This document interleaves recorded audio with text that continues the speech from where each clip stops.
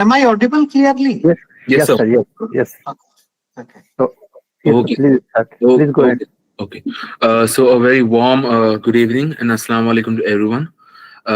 On the behalf of Department of Management, Jamia Hamdard, I, Dr. Mohammad Yusuf Javed, would like to welcome all the participants of this faculty development program on leveraging digital communication and marketing for sustainable blue and green economy. So before we begin the program, I would like to thank the coordinators of this FDP, Dr. Mohammad Jamshed and Dr. Asad Ahmed, for meticulously planning, tireless effort, and continuous guidance in organizing this 6-day program. So it's a privilege and honor to introduce today's distinguished resource person, Professor K.M. Baharul Islam Saab, Director of Institute of Marine Technology, Hyderabad. So Professor Islam is an eminent academician, policy expert, and global scholar with an illustrious career of spanning more than 3 decades in the field of communication, corporate law, public policy, and governance. He has served as professor and chairperson of the Center for Public Policy and Government at IIM Kashipur. And since 2022, he has been a visiting professor at London School of Economics. His academic journey is equally remarkable. Professor Islam holds a DLIT, 2 PhD, MA, MBA, LLM, and PhD with a postdoctoral research completed with the Asian Institute of Technology, Bangkok.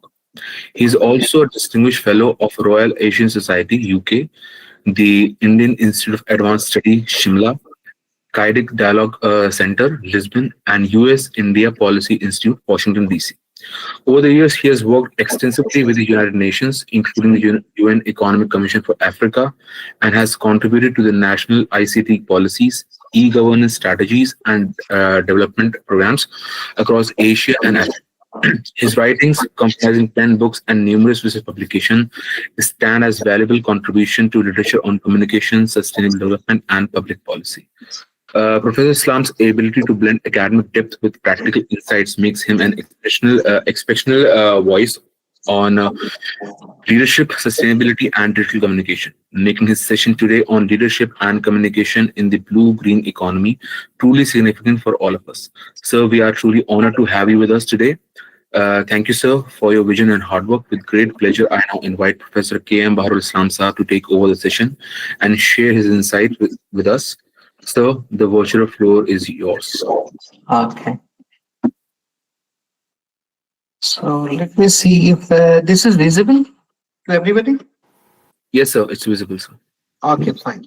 So thank you, Professor Asad and team at Jamia Hamdard for inviting me to this session. It's a very close interest, very keen interest of mine. I field sustainable development and green economy.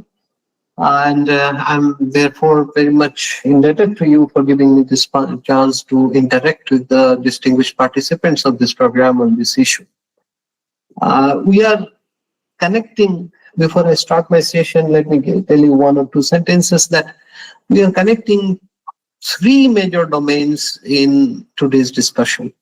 One is leadership, which comes from human resource management domain and also social psychology. And then we are connecting it to the communication theories and communication domain, where we talk about interpersonal communication, organizational communications. As the world is moving fast toward a kind of virtual medium, so all kind of communication media and the theorization around that also bears on today's presentation. And at the intersection of these, we place the emerging blue or green economy, as we call them. And we want to see how or tools of communication or content of communication can feed into the emerging leadership expectations. What is expected from a leadership position for a person who is holding a leadership position, what kind of worldview he or she must communicate to the world, which will add to the position of leadership and bring in a kind of positive change in organization or the workspace wherever they are working. So this is the background which I could perceive from the topic given to me. and I'd like to spend next 1.5 hours on this important issue. As we are talking about a theme which is by default multidisciplinary in nature, as I explained just now, I will presume many of these basics of the areas are known to our participants. However, if there are still some areas which I may gloss over, presuming that you know about it, you can always raise this question at the end, and perhaps we can clarify those points, particularly conceptual and theoretical things. When we discuss these things in academia, sometime they do not represent the multitudes of definitional and theoretical cross sections. So I might be taking one particular definitional or theoretical ground. You might have read about it in a different way in another book or have heard about it. You are most welcome to raise those issues, and perhaps we can synthesize them whenever they are raised. With this background, let us go into what is there in today's presentation. Basically, our agenda of discussion today, first we start with a rudimentary idea of what is the new economic paradigm of blue-green economy, how it is generally seen. We try to build a base on a kind of basic understanding or basic definition on which we work. Then we move to the leadership imperative, how it is a non-negotiable factor in today's leadership positions, how the society, the media, the public at large, or our virtual presence, virtual personality in our LinkedIn pages, in our Facebooks, in our Instagrams, how this new non-negotiable leadership aspects are now being seen across the world. Some of us might be at the beginning of our career. So over the period of time, the more these concepts get crystallized across sectors, in education, in industry, in market, perhaps we'll face these questions, or will perhaps our potential recruiters or our employers will demand this kind of leadership aspects and communication from us in coming days. So this non-negotiable leadership imperative we will try to decipher. We'll try to see what are the components of this new leadership communication or leadership imperative says. Then we'll go to the communication challenge. What are the gaps that exist today when you talk to someone at a leadership position? And many of us, we face this. And where are the consensus? How do we build a consensus among our audience, among us and the workspace, among us and our team, with our subordinates, with our colleagues, with our superiors? How this communication challenge emerges when you are looking for a leadership position, or you are in your own small unit, you are a head of the department, you are in a leadership position. So how do you build those consensus? So that will be our third major agenda. Then we move to give you some practical approach. How do you approach this for success? If you are in a leadership position, if you want to communicate in the new blue-green economic space, what are the major parameters which you will look forward to, and how do you integrate them for your success in your career? We look at a kind of real world example. We'll pick up some small anecdotal examples so that to highlight what we have discussed before. And obviously, I'll conclude the session with a Q&A. So far, so good. So let us move with the first one. What is this new economic paradigm of blue-green economy? We are saying blue, and then we put a slash green economy. So these are the new terms which will be our permanent fixtures. And these will not be only the domain of business management across whether you are in education field, or you are in economics, or you are in political science. In any domain, this blue-green economy is the new kind of, you can say, terminology or the paradigm which will dominate. And we'll see, if we look back into our own workspace, we'll see the connections very soon. So what is this new paradigm? What is emerging? Number one, green economy. It's an economic model. It focused on what? Sustainable development, reducing environmental risk, and fostering low carbon, resource efficient growth. So if whatever position you are holding, if you are in a leadership position and if you do not show an inclination towards this, you are seen as a kind of out of sync with the new economic paradigm.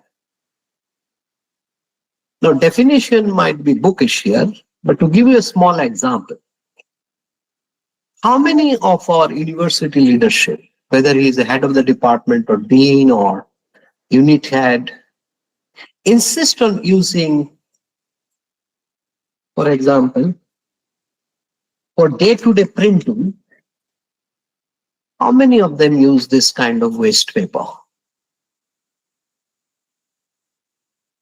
For a typical university or a department or an institute like ours, we spend perhaps thousands and millions of one-sided white paper in our answer script, in our departmental printers.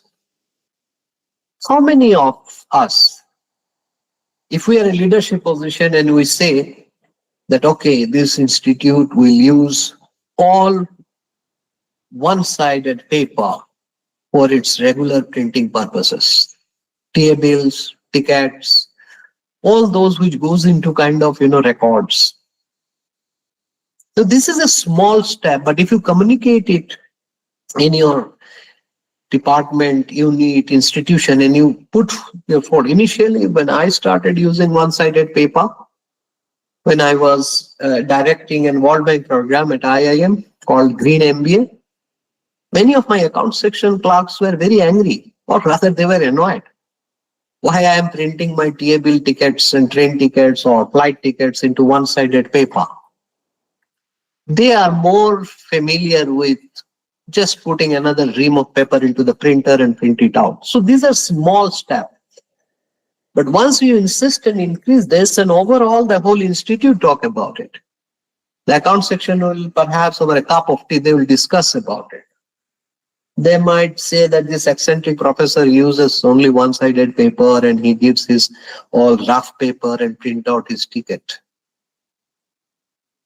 But out of this initial resistance or challenge, a communication goes to across the field, across the institution.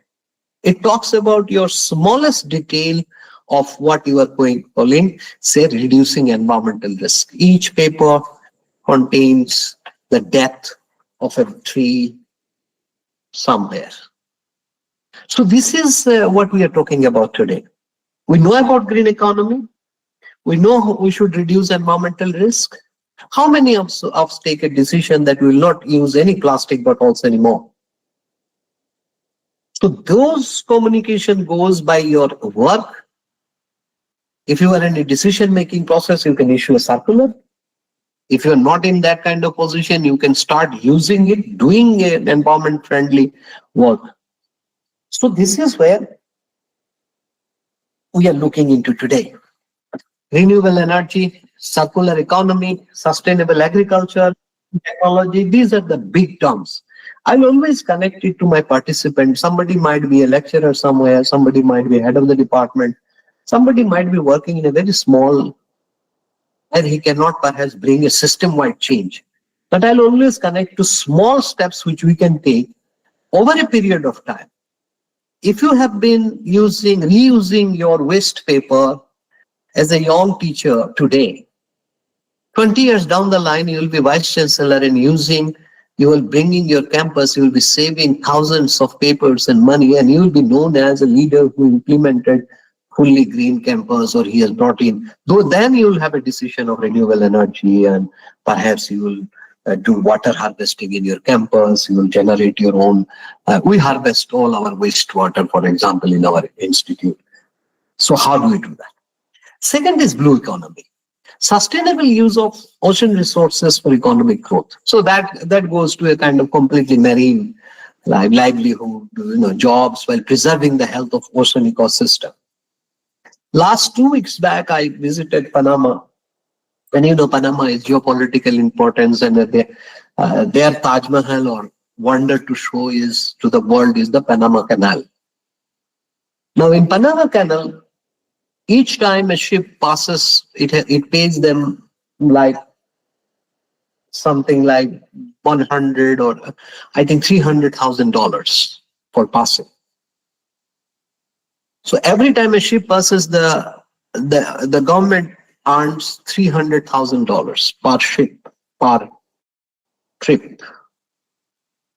But the interesting point is that even though they can pass 2 ships, but they don't allow that.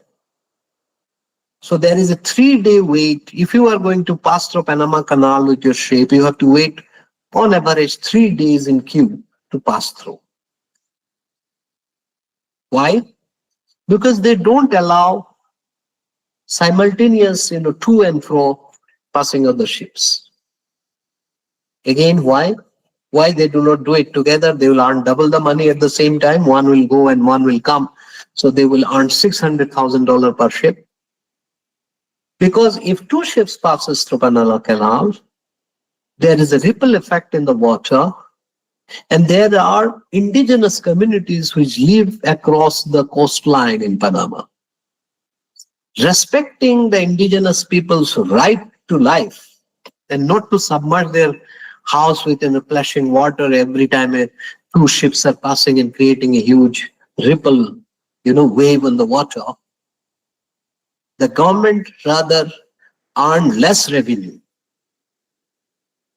but will only allow one-way ship to pass. So this is a kind of new paradigm we are talking about. Not only respecting the marine life, but also respecting the people and the whole ecosystem around which the riverine, communities are built in. Now, this is the new kind of language we are talking in development today.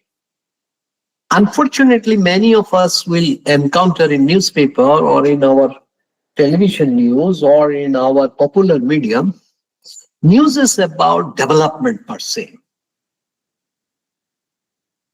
And though we talk about environmental impact assessment, many a time we forget this blue economy side of modern development or modern economy. So when we are building a big dam upstream on a river, we perhaps fail to consider that how many people downstream river provides livelihood. Small fishermen communities, their livelihood will be destroyed the moment you build a dam and the river goes dry.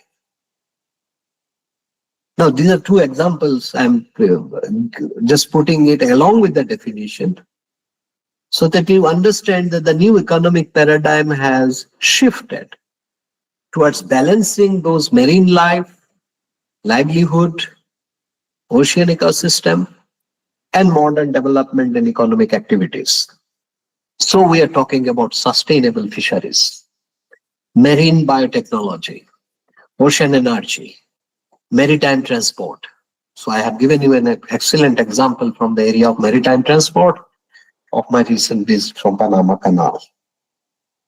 Let's move forward. Where this holistic approach, where is the convergence? The new language of leadership, whether you are a department head or you are prime minister, any leadership or any industry leader, managing director, or a university leader, a dean and a chairman, a vice chancellor, we need to take a holistic approach in our both sustainable development, progress, and the ecosystem. And this is what is at the root of new economic paradigm, that we speak a language of balance. It's the synergy between using natural resources. So if I am building a new hostel for 200 students, I have to think as a leadership, I have to think about not only to put it on the map that, okay, I increase the infrastructure of the institute and this is my leadership capabilities. I created 200 more seats for the girls in my campus. But beyond that, I have to think about that what kind of energy efficiency I have put in this new building. Did I have the vision to see that I don't have to use thermal power? How much of my hostel building will be solar powered? Then I have to think about 200 seated hostels will consume a lot of water. What is my water treatment plan? How much water I will treat and put back into the earth? Because the moment 200 people will be using those water, they will be taking water from either ground or from the public water supply, paying money, but it will ultimately hit the local communities. Will suck a lot of water from the ground.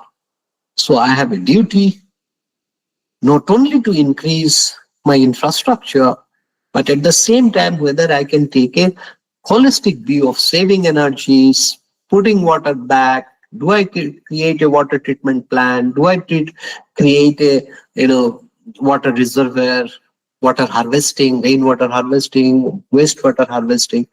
So that kind of leadership, that kind of thinking, that kind of worldview is at the root of present movement towards sustainable economy.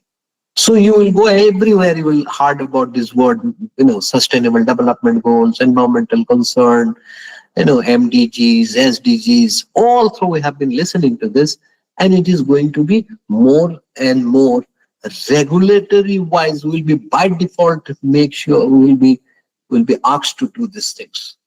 So if you are going to aspire for a leadership position, from today you have to orient yourself to this kind of action, this kind of policies, this kind of approach to using resources. So that is at the root thinking of what we have titled today as leadership and communication in the new paradigm of blue and green economy. Let's move forward then. What are non-negotiable, or why it is non-negotiable? Why you cannot avoid? Why small steps cannot be taken or cannot be avoided in coming days? What is the imperative? Number one, the more and more our blue-green economy and associated policies will demand that leaders, people who are decision makers, have to take eco-friendly decisions. To give you an example, 5 years ago, any vice chancellor or director like me can build as much buildings as it wants. Today, we cannot. So I have a compulsion under the environmental law to keep 90% of my campus green. So even though I can have money, but I cannot cover all the land I have. So this is what the new blue-green economy is demanding from leadership positions. So this is non-negotiable. I cannot build. Now someone might say that I'll use only 10% of the land and build very high rise. No. Again, I'm asked not to build more than 5 stories or 4 stories max, ground plus 4 buildings. So these are the new demands on institutional leaders or anybody who is taking decision, whether you are a managing director of a company, going to do something. If you are reaching that position, from today you have to prepare yourself to that kind of demand from the regulators, from governments, from environmental agencies, and even sometimes from civil society. You might do something. You might have seen 2-3 cases in recent years. The government could not build, the proposed houses for Secretariat service people in Delhi. People protested, court intervened, and it was stopped. Similarly, it happened in Telangana. In Hyderabad, some greens were being, removed for making some infrastructure. It was stopped. So these are the new demands from leaders which will be coming. So what are the things you should start building on from today? From the small example of using a wastewater or refusing to use plastic bottles in the campus, all these things counts towards your own personality, your own social behavior, your own responsible behavior towards the environment. So you need a number of qualities. Number one, system thinkers. You have to, if you want to achieve a leadership position or at least communicate to people that you have the right worldview, then you have to incorporate these things in your own thinking. So we need system thinkers who can think of economy, society, and environment at the same goal. They are not blinded by their single-handed goals. So I might be in a very hurry because there is a lot of demand from my students, and there is a demand or there is an aspiration from my board to build more spaces for the girls in the campus. Yes, I'll make the girls' hostel, but whether I can think of economy, society, and environment at the same time while I'm doing my own job. This is what the system thinkers, and this is what will be demanded. Then there is purpose-driven. Modern leaders must communicate in a language they are motivated by mission beyond the profit. So there is in management, the participants who are from management domain, they are familiar with this people, planet, profit, the three-dimensional approach we see. So we have to take beyond immediate gratification and profit. What is happening in Himalayas, in the landslide in Uttarakhand, where I lived for 12 years, these are only pointing out to some leadership failure where they were motivated by only GDP growth or only making those villages connected, making more 4-lane roads so that more tourists come and my economy, my state's GDP goes higher. But now the nature is taking its own revenge on that kind of a future. So future leaders should not only be motivated by profit or immediate goal. They should be motivated, and this Panama example you can think about.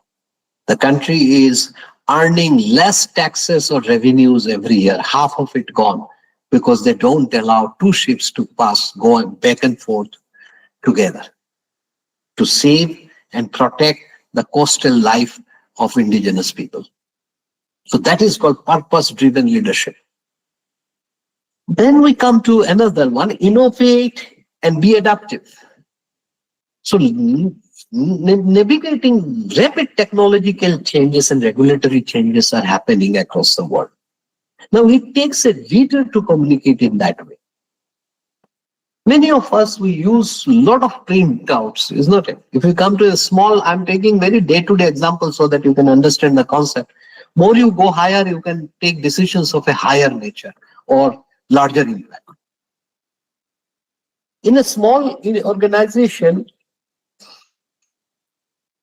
you will find that people are using data to send an email, and then they will also insist of a hard copy. And this is happening particularly in developing world when we could not, we call ourselves digital. We want to show that we have broadband connectivity, the campus is networked, our account system is in tele software, we are using administrative softwares, administration management software from attendance to everything biometric, but still we insist on keeping paper print somewhere in the name of audit, regulation, fearing that paper will be lost, fearing that some people must sign there to take responsibility. We still don't believe digital approval systems. Many of us. So future leaders must innovate and adapt. You have to innovate a system. You have to innovate in your ideas that how we can use technological advanced and regulatory changes we have.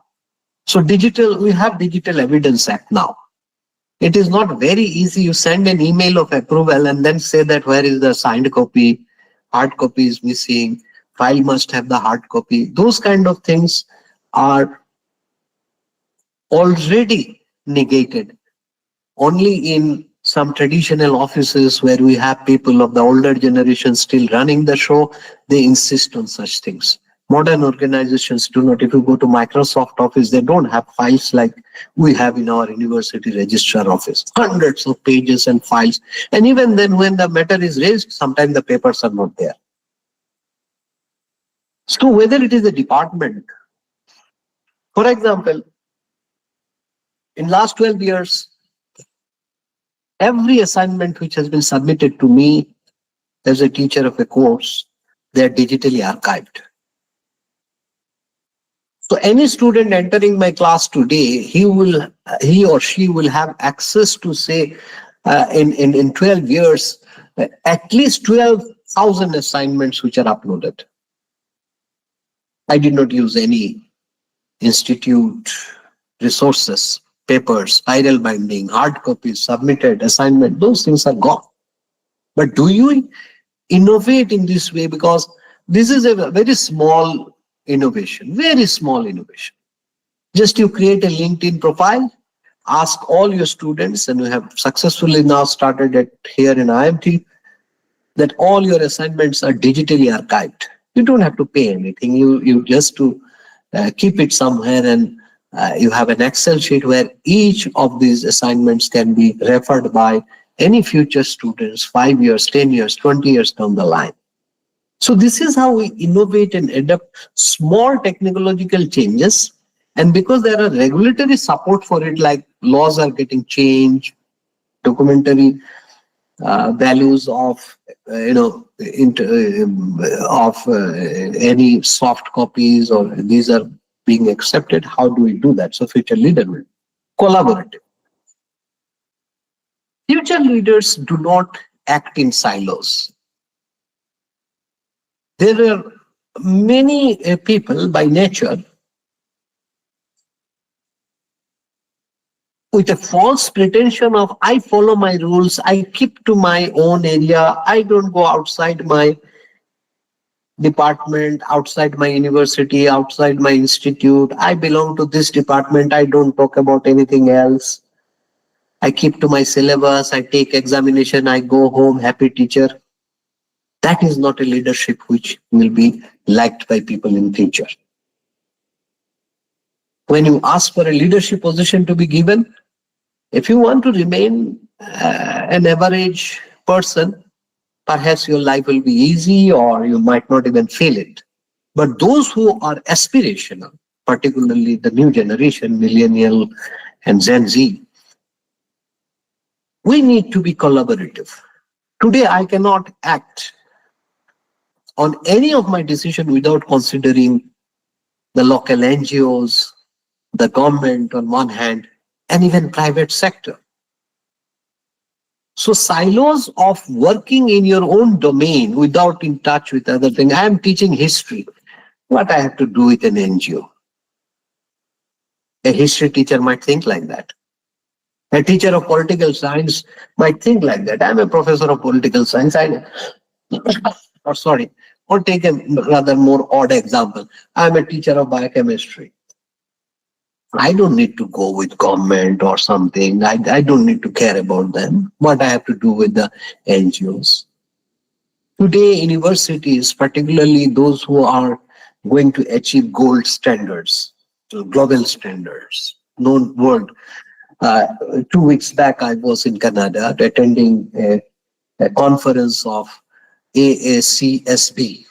Now, this is AACSB. Those in management schools, they know that this is one of the top accreditation what you can get from a world body. Only 3,000 business schools in the world are AACSB accredited. Now, you know the new, it is a very hard task. You have to do a lot of things. You have to make a lot of standards to get that accreditation. It is not very easily achieved. Only few in India have it. Even the IIMs, only few IIMs have it. IMT have it, luckily they started 40 years ago. Now, this year it was highlighted that your institute cannot be accredited just because you are very good teacher, you have good teacher, good publication, good school and good placement. Those were a business school's idea, any leader, any director or vice chancellor thinks in that term. NIRF ranking acha hai, people are getting job, and my placement is 100%, my teachers are very well educated, they're publishing ABDC papers and blah, blah. Today they are asking that what is the social impact of institute? Can you imagine? This kind of collaborative demand will come to the leadership position in coming years. And that's why we are saying it is non-negotiable.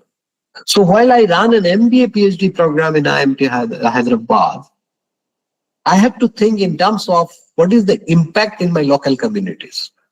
So we have to adopt, we have already adopted the local school children, we teach them.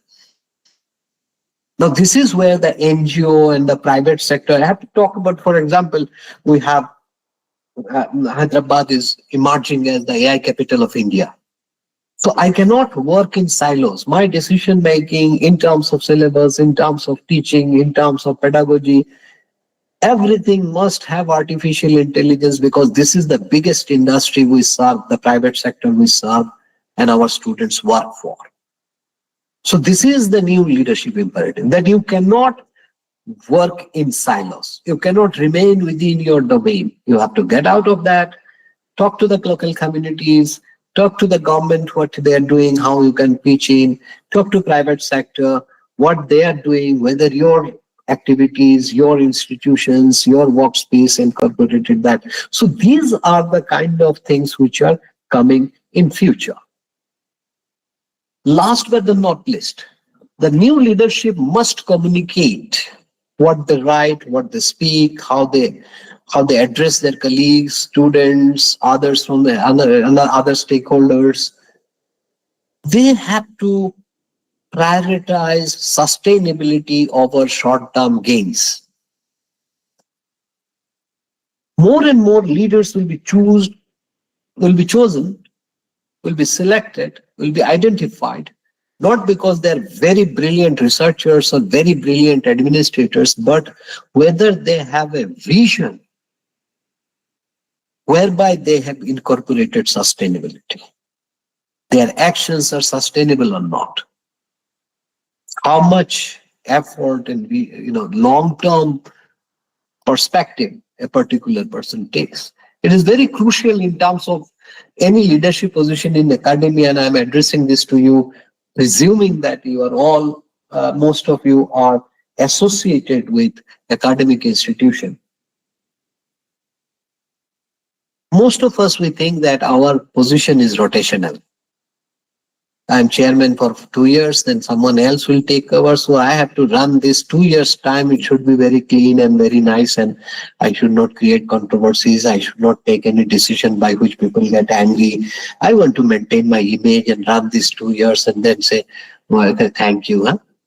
Thank God I have served nicely. Similarly, a vice chancellor thinks in terms of 5 years. Directors think in terms of 5 years.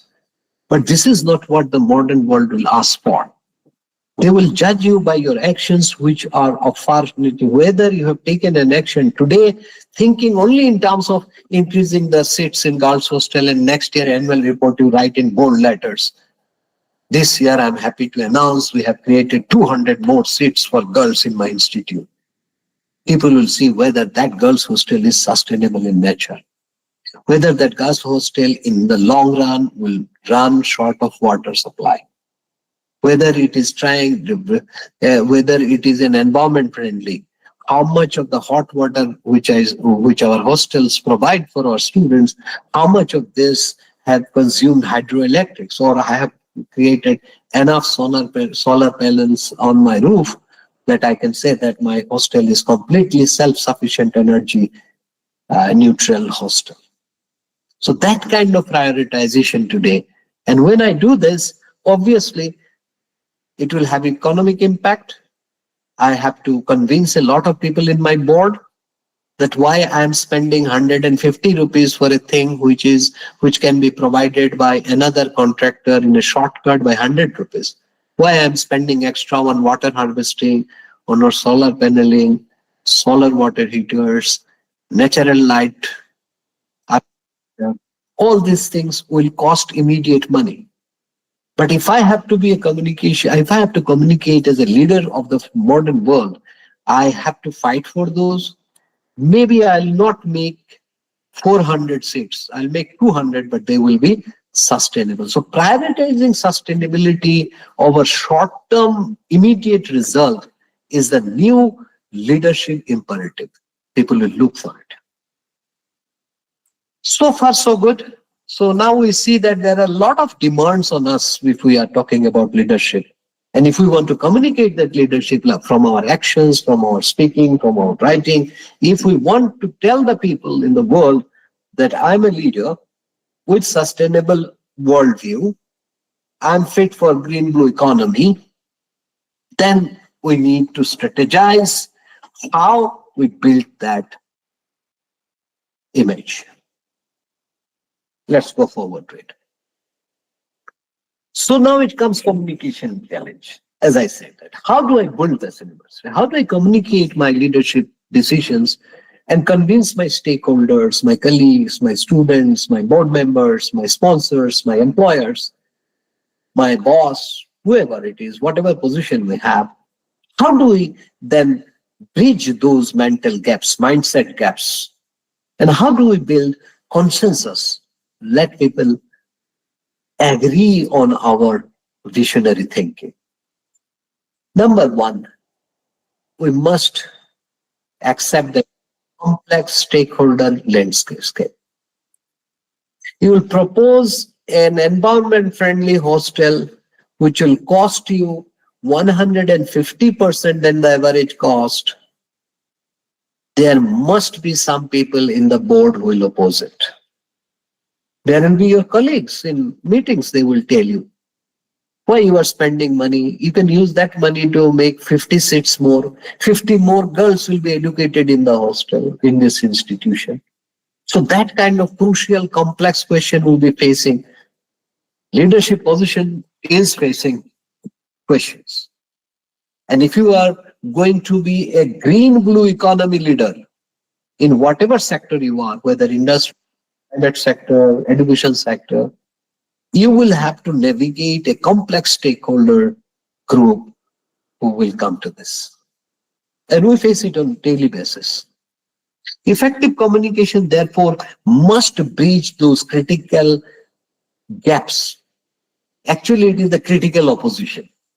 Your proposal will be shot down. Somebody in the governing body meeting or executive council meeting or academic council meeting will shut down your proposal. You might even risk some bad publicity. Fine. That somebody spent $150, 150 rupees to build a hostel, which can be built easily by 100 rupees. People will ask those questions, critical questions. And those will be a kind of deterrent factor. Many people, we just said innovative leadership, collaborative leadership, but in practicality, those innovative leadership means additional challenges, additional people who you have to either convince, manage, get them to come to see the benefit of those decisions. So, first is translating the science. You have to explain, communicate the complex data, carbon footprint, marine biodiversity, all these things are very heavy term. And when you meet with a group of people, decision makers, particularly boards and academics and committees, it is very difficult to push it through. So you have to dissect things in a very simple manner. So my decision to use one-sided paper for normal academic, for normal record keeping purpose printing, so many things came up. Sir, this is going to be in record. Sir, university record. Sir, finance department need it in a plain good paper. But you have to calculate how much papers you save, what is the money you save, how you can put it. And it is not only that you saved 1,000 reams of paper and the cost in your budget. It is how many trees in Indonesia. Many of these papers come from Indonesia, by the way. In Indonesia or Indian forest, how many trees you save. So you have to, perhaps it is not a very direct one-to-one communication, my way or highway. It is a communication where you bring in this complex data to understandable, convincing figures. That by using this, by converting my whole leave application system, scholarship application systems into internet-based systems using a Google form, as simple as that, I save so much money for the university. So you put those figures in your communication. So the first gap is to translate complex scientific figures into simple, understandable, convincing figures for the layman, decision makers, multiple, different kind of people sitting in a decision-making board. Aligning values. Number 2. Reconcile the profit motive, and I just said that. So I have to somehow show the university that we will be saving 5 lakh rupees by using one-sided paper. That is more easily acceptable by my vice chancellor or my board, whatever position I am, by taking one decision. So it's basically you are pampering to that profit motive, the number figures. By using one-sided paper, XYZ University saved 1 million rupees in the year 2025. That should be the part of your annual report. And this is how you implement. This is how you say that. By spending that 50% extra money in building an environment-friendly hostel today, over the next 10 years, I'll be saving so many million rupees in power cost. That money you have to put out. So that is called aligning values of profit making. So if my institute wants to earn revenue, if it cares about 50 rupees spent more this year, the building can be built in 100 rupees. I'm making it in 150 rupees because I'm putting in those solar panels and additional things, additional architectural design for making it natural lighted hostel area.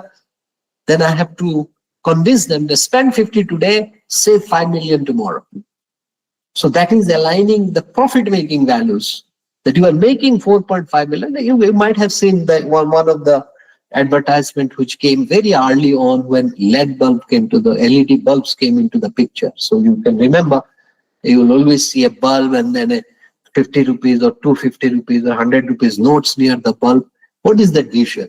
It is telling the customer that you make profit by buying a 150 rupees bulb when the 15 rupees yellow bulb is always there. So that kind of communication should happen. The value is saving money. But you are saying that you buy a bulb which is 100 rupees, whereas I have a bulb which is the traditional one in 15 or 25 rupees. So you have to tell them in next 1 year in electricity bill, you will save 500. Same logic works all the way up. In board meetings, in the academic council, in executive meetings, in finance committee meetings, you as a leader must communicate with a kind of profit motive alignment. Managing stakeholder expectation. You engage with communities, regulators, and activists with transparency. Modern leaders do not go, what is the biggest lesson learned from Tata Nano fiasco in West Bengal, in Singur? Why some of the best brain in the country, most trusted brand in the country, most able business leaders in the country failed to convince few thousand villagers in Singur village. And they have to wind up their plant and go to another state. This is what is called the failure of stakeholder expectations. Somewhere, some people thought that when we put a big plant there and we'll advertise like 50,000 villagers will get job, everybody will jump up and join your business proposal. But in reality, we have seen what happened. So today's leaders must engage with communities. Now, again, in traditional sense, there are, I read a lot of books on this by former vice chancellors like Professor Amrik Singh of Punjab University. There is another professor, Jalis Tareen from Kashmir University. Few of them has written, they are very fascinating. And one from my own vice chancellor, Professor Aman Farooqi of Aligarh. I have read these books. And one of their, the main thing common to all is that managing stakeholders at leadership position in universities, whether you are a department chairman, a warden, a provost, a proctor, or a vice chancellor, we have a lot of people to engage with. And managing them, sometimes it is beyond our, academic acumen. And one of the things which we do generally, unfortunately, it is a part of our, British legacy, colonial legacy, is called secrecy. To give you a simple example, if you appear for a Fulbright fellowship interview or any US university job interviews, you will be exactly told who are taking your interviews. When you are waiting in the, if you have visited USCFI office in Delhi, one of my senior who is no more, Jamshed Siddiqui, was there. And if you are appearing for a Fulbright fellowship, and some of you, I'm sure you might have appeared already, you will see that in the waiting room, they keep the biodata of interview taker there. That was a surprising. I appeared for one interviews, and by this time I have seen so many interviews in Indian education system, for example. So I was surprised, because it is a given knowledge in India, in traditional universities. If you ask the registrar, who is the expert, give me his biodata, he might even fire you. You are not eligible to even appear for interview. Complete secrecy. Who are the, in Urdu term, Danishwar sitting inside the selection committee? People do not want. It is asking friend, department clerks, department section officer, through connections, jugaad. We come to know that, okay, selection committee in sociology, one big professor from sociology of the University of Hyderabad is coming. But why not open? Why not proactive? When 15 young scholars with PhD are sitting to give their interviews, they must know who is the expert in sociology who is taking an interview. What is his writing? What is his thinking? What kind of person he is? Why it is such a secret? I asked in one of the such interviews after this Fulbright fellowship interviews, and I saw this is a very transparent system. And I asked, who is the expert who has come to take interviews in Nehru, in Shillong? Oh, the registrar was almost going to fire me. Almost like he was like shocked. Why you are asking? Why you want to know who is the expert? This is our colonial mentality. Future leaders will not be like this. Stay engaging with, even if you cannot engage within a few candidates. Now this is called rudimentary transparency, which you can do without moving heaven and earth. If you are a leader, you should be transparent. I have seen so many, I'm giving example from my education domain. Similar thing I have seen in United Nations, in many other organizations. People think that if I hold on to information, my power remains. If everybody knows, then what is my power? Which expert I have called, I'll not tell anybody. I'll only discuss with my colleague and candidate, they should not know. But anyway, people know in India, but sometimes, this is called small step transparency. If you cannot be transparent in small steps, one day you become director of an institute and a vice chancellor and you will become transparent, unthinkable. So I am especially addressing this to young people who have long innings to go. If you have to incorporate transparency, many people advised me, don't talk to students so much. If you give them some leeway, tomorrow they will demand this, tomorrow they will demand that. Keep a distance, send the proctor to handle them. Let them discuss with the dean. Let them not reach the director's office. This is the traditional thinking. World is changing. We are dealing with Gen Zs. Thousands of problems will be solved if you are open and say, this I cannot do. This is not in my hand.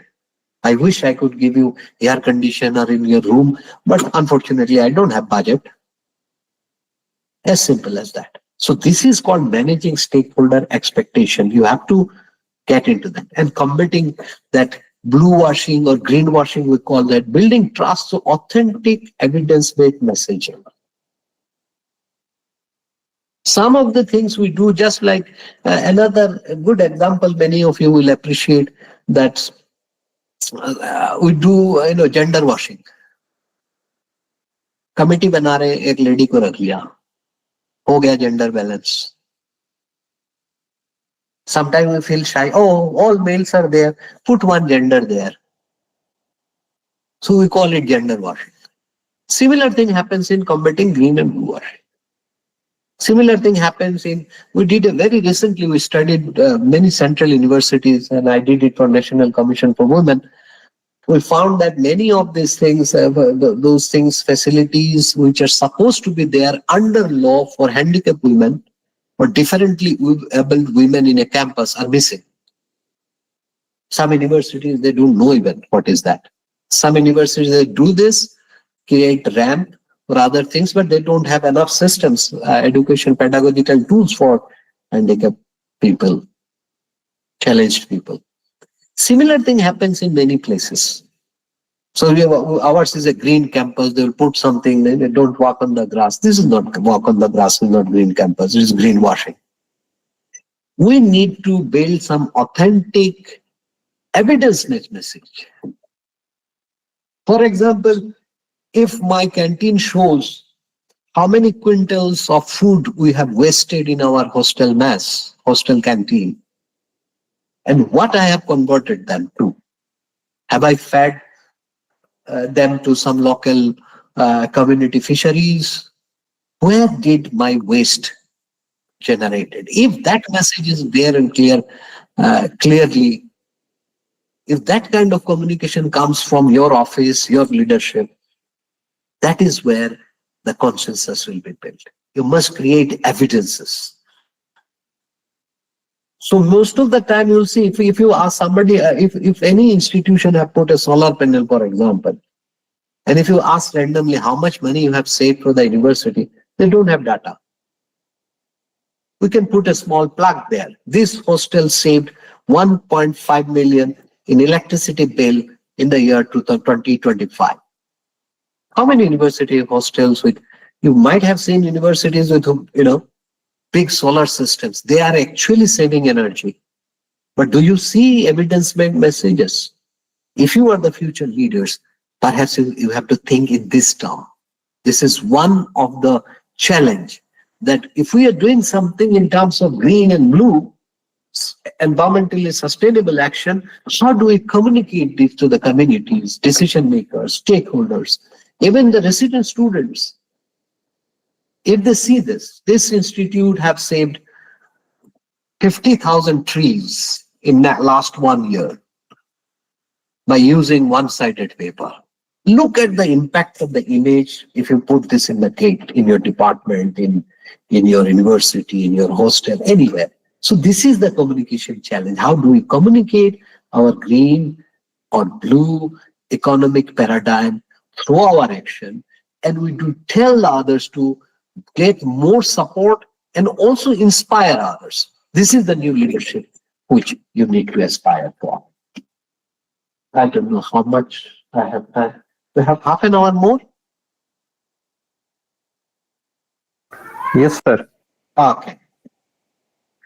So now we have discussed definition. We have talked about what is expected. and why it is essential and going to be more essential in coming years. Every decision will be seen through sustainability. Just like my predecessor can build any number of hostel, I cannot. Now new law has come. I cannot cover more than 80%. Earlier it was 90. Now we are saying 80%. 80% must be green in the campus. So new things are coming. We are compelled to follow this new blue-green economy, and it is coming to, as you know, it has come to touch even in educational institute today. So what are the strategies for success? As a person of entry or mid-level career, whichever sector, presumably all of you are in education and teaching, but presumably other sectors also, what are the practical approaches? Number one, you have to emerge as a storyteller. You have seen during my presentation, I have tell you 2-3 stories. I have tell you specifically to give example which are simple and which tells a story which comes from my own experience.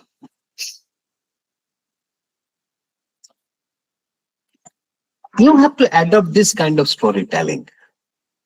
That board on your hostel saying that this hostel saves 50,000 rupees every year on electricity bill by using solar. That is a story you are telling. Small, but big impactful story. Because that amount 50,000 comes very, very prominently. You must create a compelling narrative.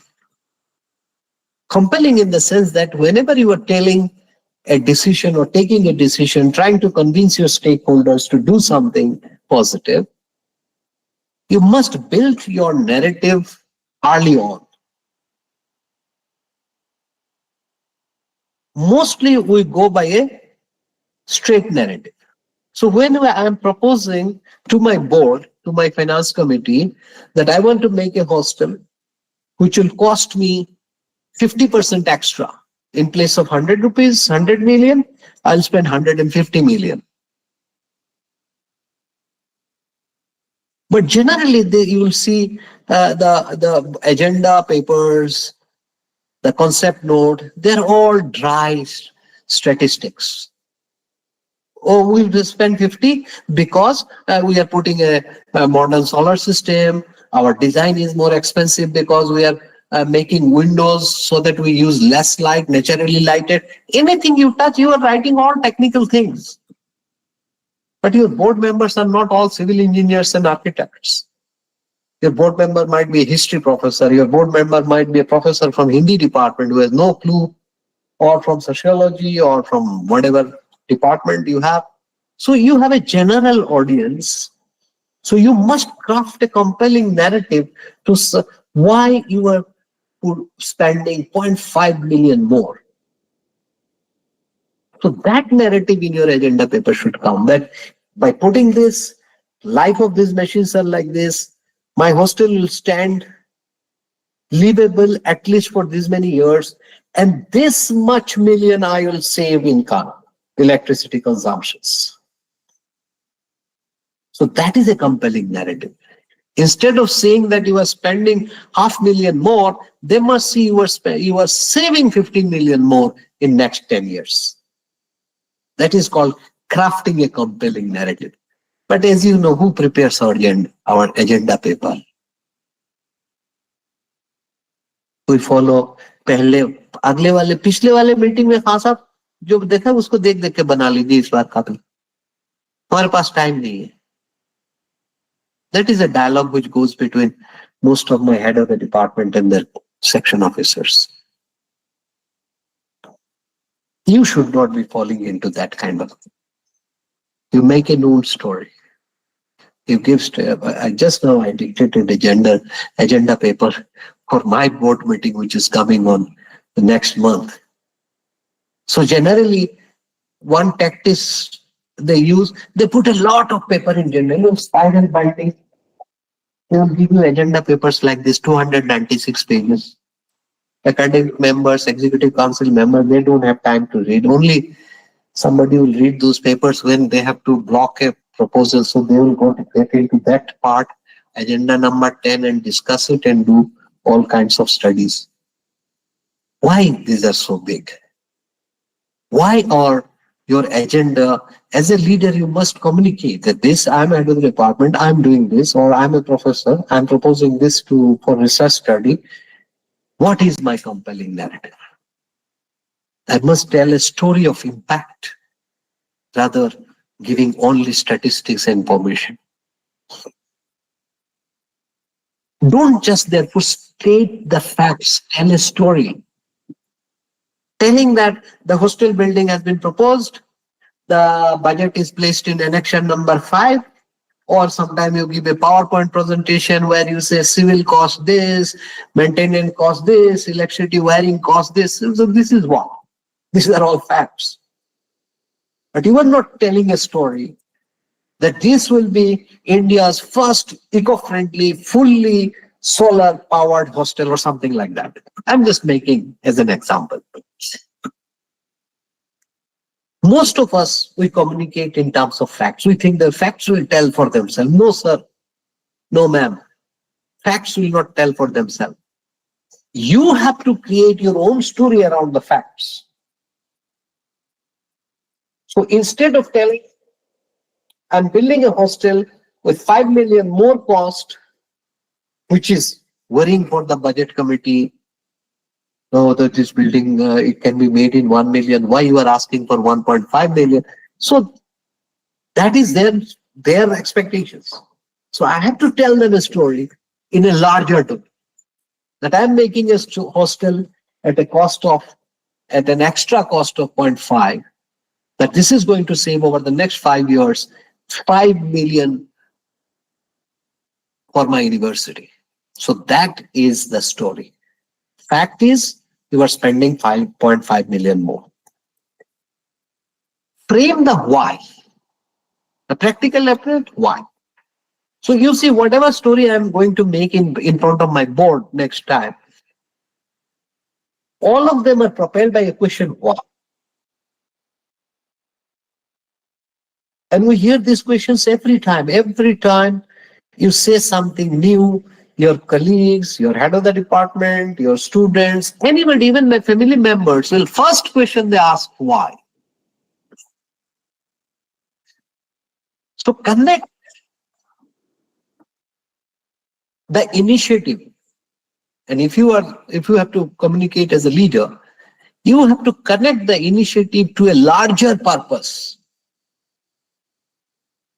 And that larger purpose, as I said, by using one-sided paper, you connect that I'm saving 1 million tree or 1,000 tree in Indonesia or in the forest of Madhya Pradesh. You find out where from our papers are produced. Most of them are now imported from other countries. But find out where. So instead of saying, passing a resolution that all one-sided paper will be used, make it a bigger. Tell at the bigger purpose. By using one-sided paper, in this university has saved 10,000 trees in Rajgir forest. Something like that. That's the headline. So you have to therefore answer the question why, and then you have to connect it to a larger purpose. Use human-centric language. Talk about clean air for our children, stable jobs in sustainable industries. These are the called human-centric language, because when you are talking, most of the time we are so attached to our purposes, for example. So we do not use the language of the listeners, we use the language of our side, the speaker. Because I'm so convinced this will be helpful, this is a good thing, so many universities are doing, this is, for example, if you want to ban plastic bottles in your departmental functions, you are a small head of the department, other departments allow, the first thing your colleague will tell, हमारे department में बोतल पे ban क्यों? Registrar office से तो ऐसा कोई circular आया नहीं, ये चेयरमैन मैडम ये क्या उल्टा सीधा बातें कर रही है. That is how we speak in Aligarh and Jamia Hamdard. ये क्या बात है? Now, the first thing you will find it difficult even to convince people that others are not doing, why you have done this? Mind it. You have to tell that the bottles we use today will poison the heart of our grandchildren long after we are gone. Because those plastic bottle wastage might be at the back of your department's dustbin, tomorrow at the end of the university's corner, day after tomorrow might be in a corner of Delhi or Noida, but they will make our grandchildren's life difficult. Delhi and pollution synonymous now. So this is human-centric language. When cacophony will be of ordinary, as a leader, you have to bring your vision, your thinking at a higher level. Otherwise, you will continue to, face the questions like, क्यों आप इसने मना किया? मैं तो ला रहा हूँ बिस्लरी के बोतल, मेरे पास ग्लास बोतल नहीं है, तो हमें प्रोवाइड कीजिए डिपार्टमेंट से. इतना ही शौक है एनवायरमेंट फ्रेंडली का. You lead all kind of opposition, but you have to bring human-centricality in communication. Show, don't just tell. Use case studies. If you go to internet, whatever examples I have given, if you just search around, ask ChatGPT or DeepSeek or Google, you'll find hundreds of these kind of decisions have been taken by departments, universities, professors, teachers, and that made impact. They have become campus hero, campus champions. So use those as case studies. Make them base your statistics, base your arguments, use powerful imaginary to make the vision tangible. That 20 years ago, Harvard took this decision, Harvard University. Today, we are following that footstep. Make that vision. You might find sound in Indian examples. So many examples I have seen. Once I visited BIMTech, the Birla Institute, the BIMTech, I think. Yeah. So I found there is a weight machine under the dustbin of the mess. So after we had our food, and this is surprisingly, I saw it for the first time. And it is a very simple machine. Above it is written, waste food today. And he has put the whole, the pocket of the waste basket, big basket there. So people are, cleaning their plate and putting their half-eaten food or half-plate food, rotis, whatever, into the moment they put it, they see themselves that, oh, we have already wasted 50 kilos. Now, this is happening in your neighborhood. If you Google, you might find the neighborhood department, neighborhood institute, neighborhood teacher are doing a lot of things. A lot of heroes are there, champions are there. Take those, just show those examples. Don't just tell. So these are strategies, practical approaches in communicating a sustainable leadership. By the way, sustainable leadership was a vision in my old institute, IIM Kashipur, and I am lucky IMT Hyderabad also have the same kind of vision, sustainable leadership. Leadership which are built on sustainable practices. But that does not mean these are only business people. It may be a college teacher, it may be an university department head, it may be a warden of a hostel. Everybody can be sustainable leadership approach, but they must communicate it.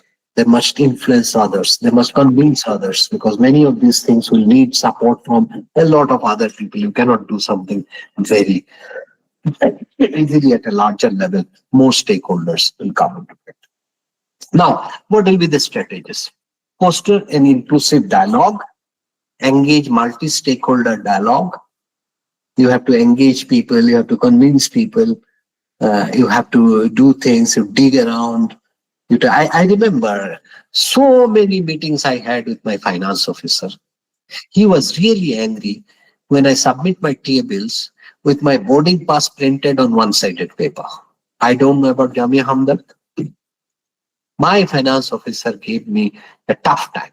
He returned my bills. ये क्या है? Waste paper में ticket print करके भेज दिया sir ने. तो my secretary used to come, sir, print कर दीजिए ना सर, बिल रुका हुआ. So I used to go to his chamber. I had to convince. The guy did not want to take a digital copy of. And now he is accepting post-COVID. But before COVID, 2018, when I started submitting digitally signed vouchers without printing, my finance officer was like, ऐसे कैसे हो सकता है? ये तो PDF है. ये आपसे 10 साल बाद ऑडिट में कैसे मिलेगा सर? आप सर क्या करते रहते, दे दीजिए ना, कोई बात नहीं, हम प्रिंट कर लेंगे, आप साइन कर दीजिए इसके ऊपर. मैंने कहा तुम अगर प्रिंट कर लिए तो पेपर तो खर्च हो ही गया.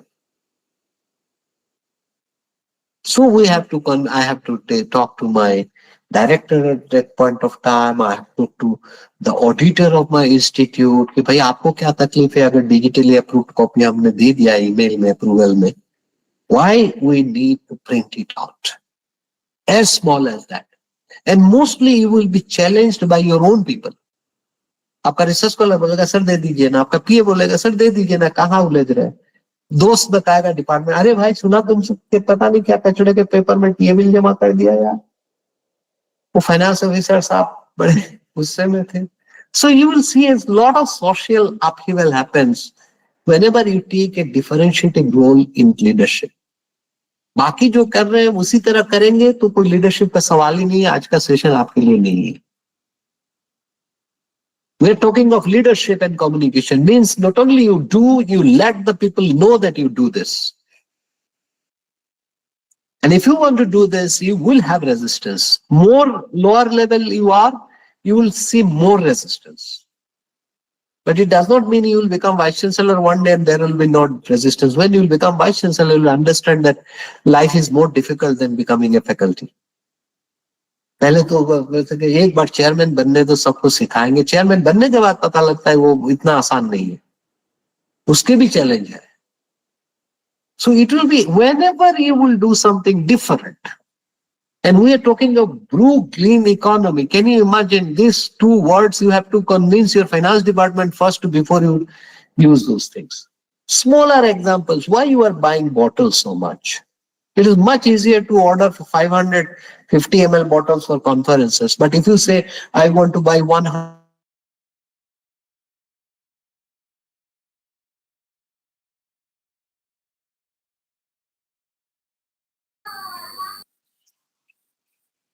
Sir, we are unable to hear you. का क्या है, पीतल नगरी, पीतल कहते हैं ना उसको. So we started giving all the faculty, this copper bottle and saying that we'll not allow any business. This bottle, you see, this is still in my, this is still here. Though we have a policy to use, this is my institute's water bottle. So we have an RO machine and slowly, but you still see somebody might have given it in a meeting somewhere. So initially, that cost itself was problem. Why we should give all faculty, this water bottle? So I have to convince the director to spend more money on giving water bottle. Then some of the faculty will lose it, so they will ask for another. So we have to give it like 3-4 times in a year.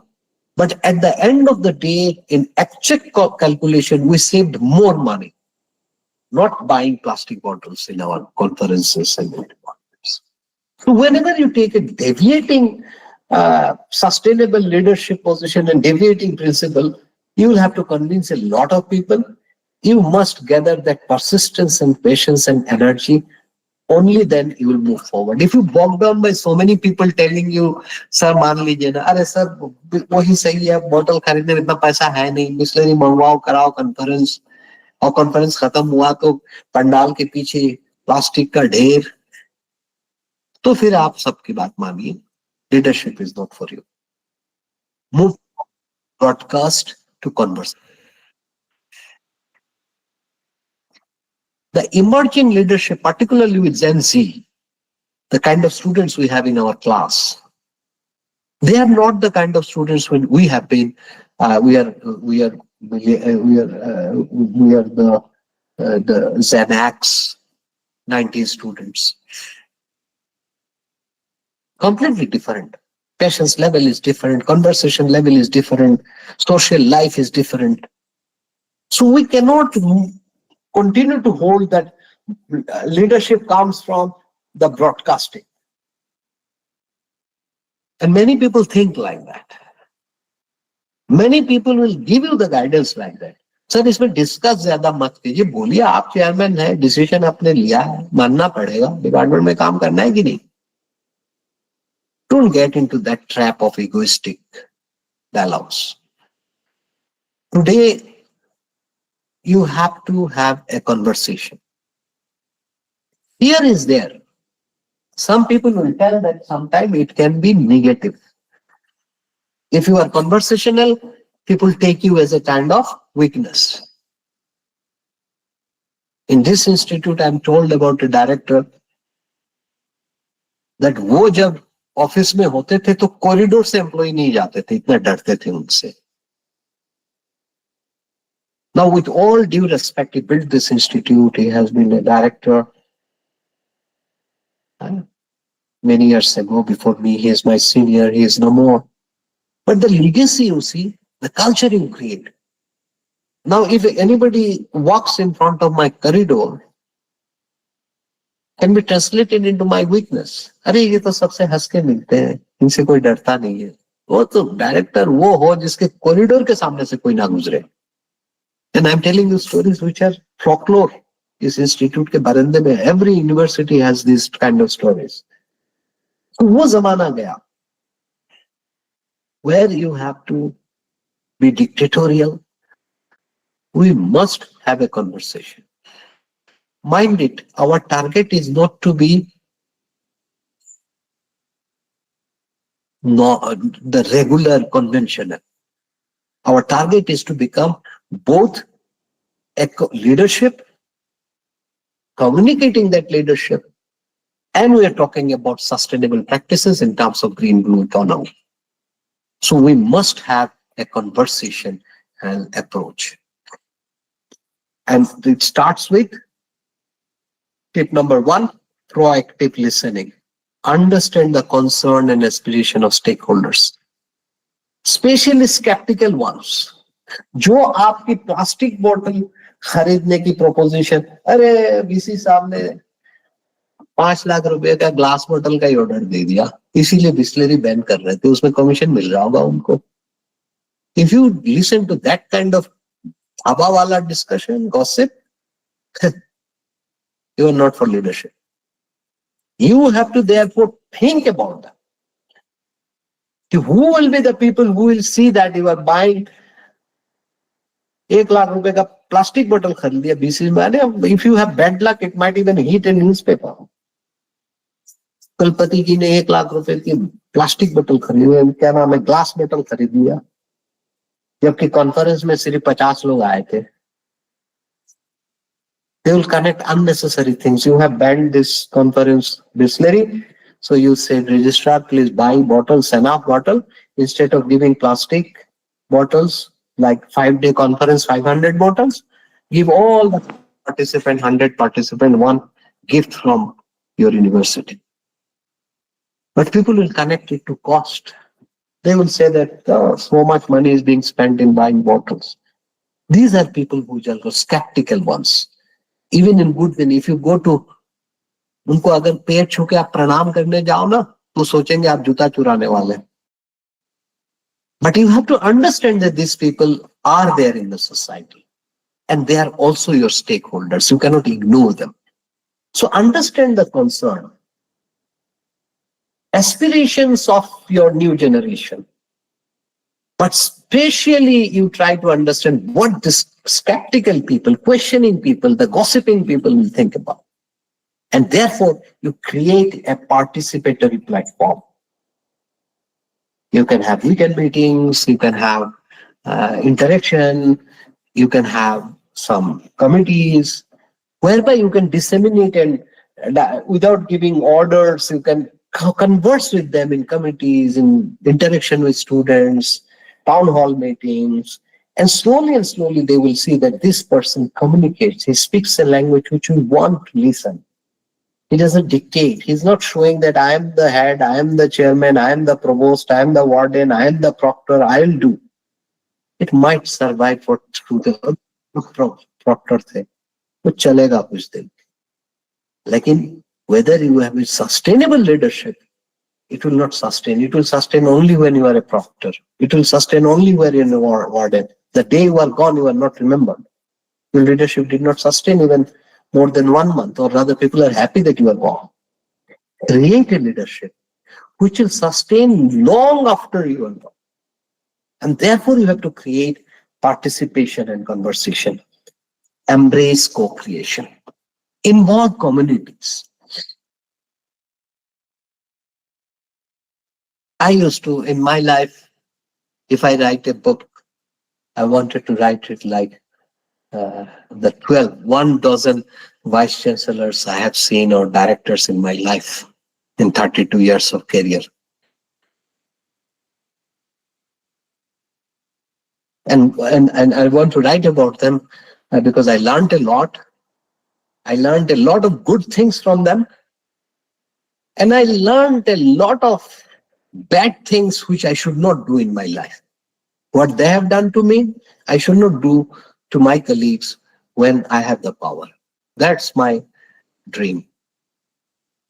That every pain that directors or vice chancellor has given me on small issues, my faculty members working with me today, they should not face the same thing.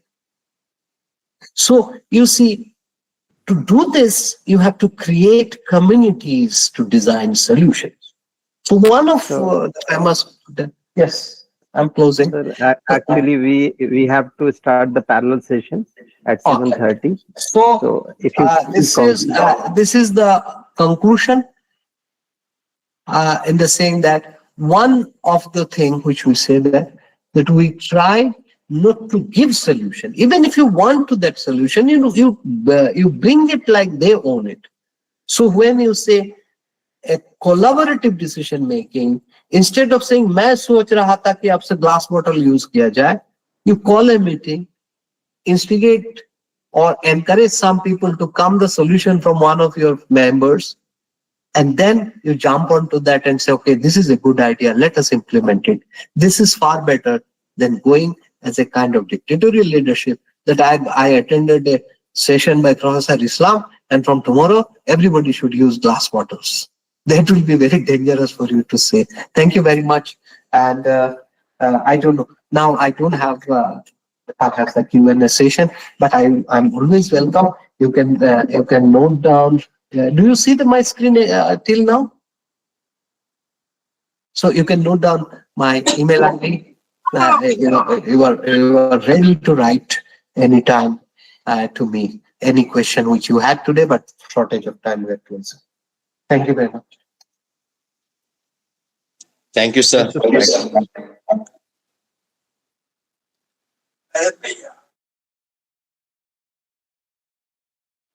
Jamshed sir.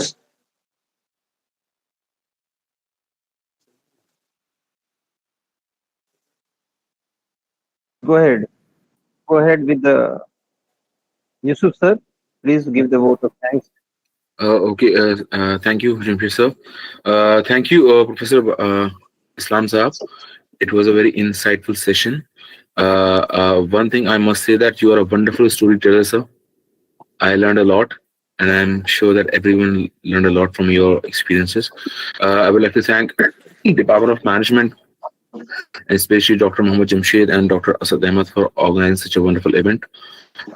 It is day 4th, and I feel like no one is tired of these sessions. We are very excited for the next one. Thank you, everyone. Thank you to the participants. Thank you, everyone. Shukriya. Jazakallah khair. Jazakallah.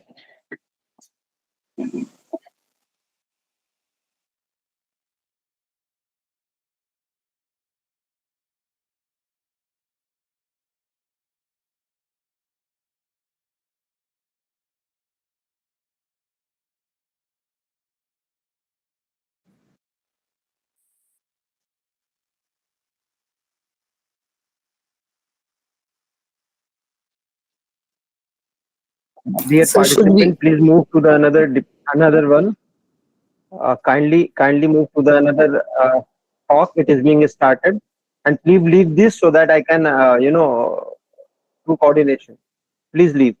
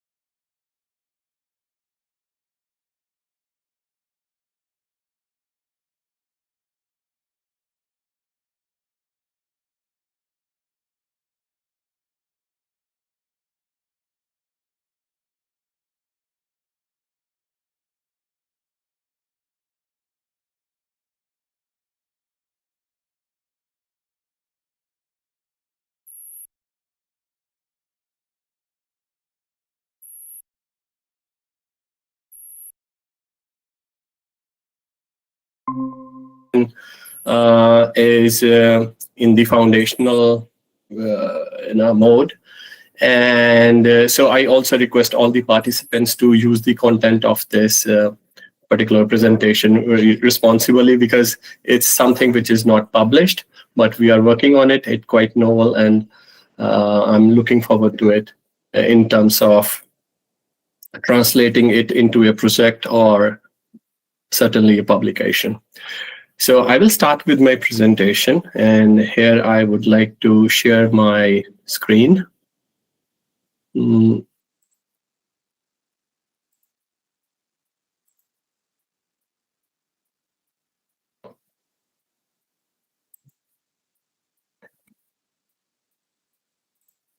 Okay.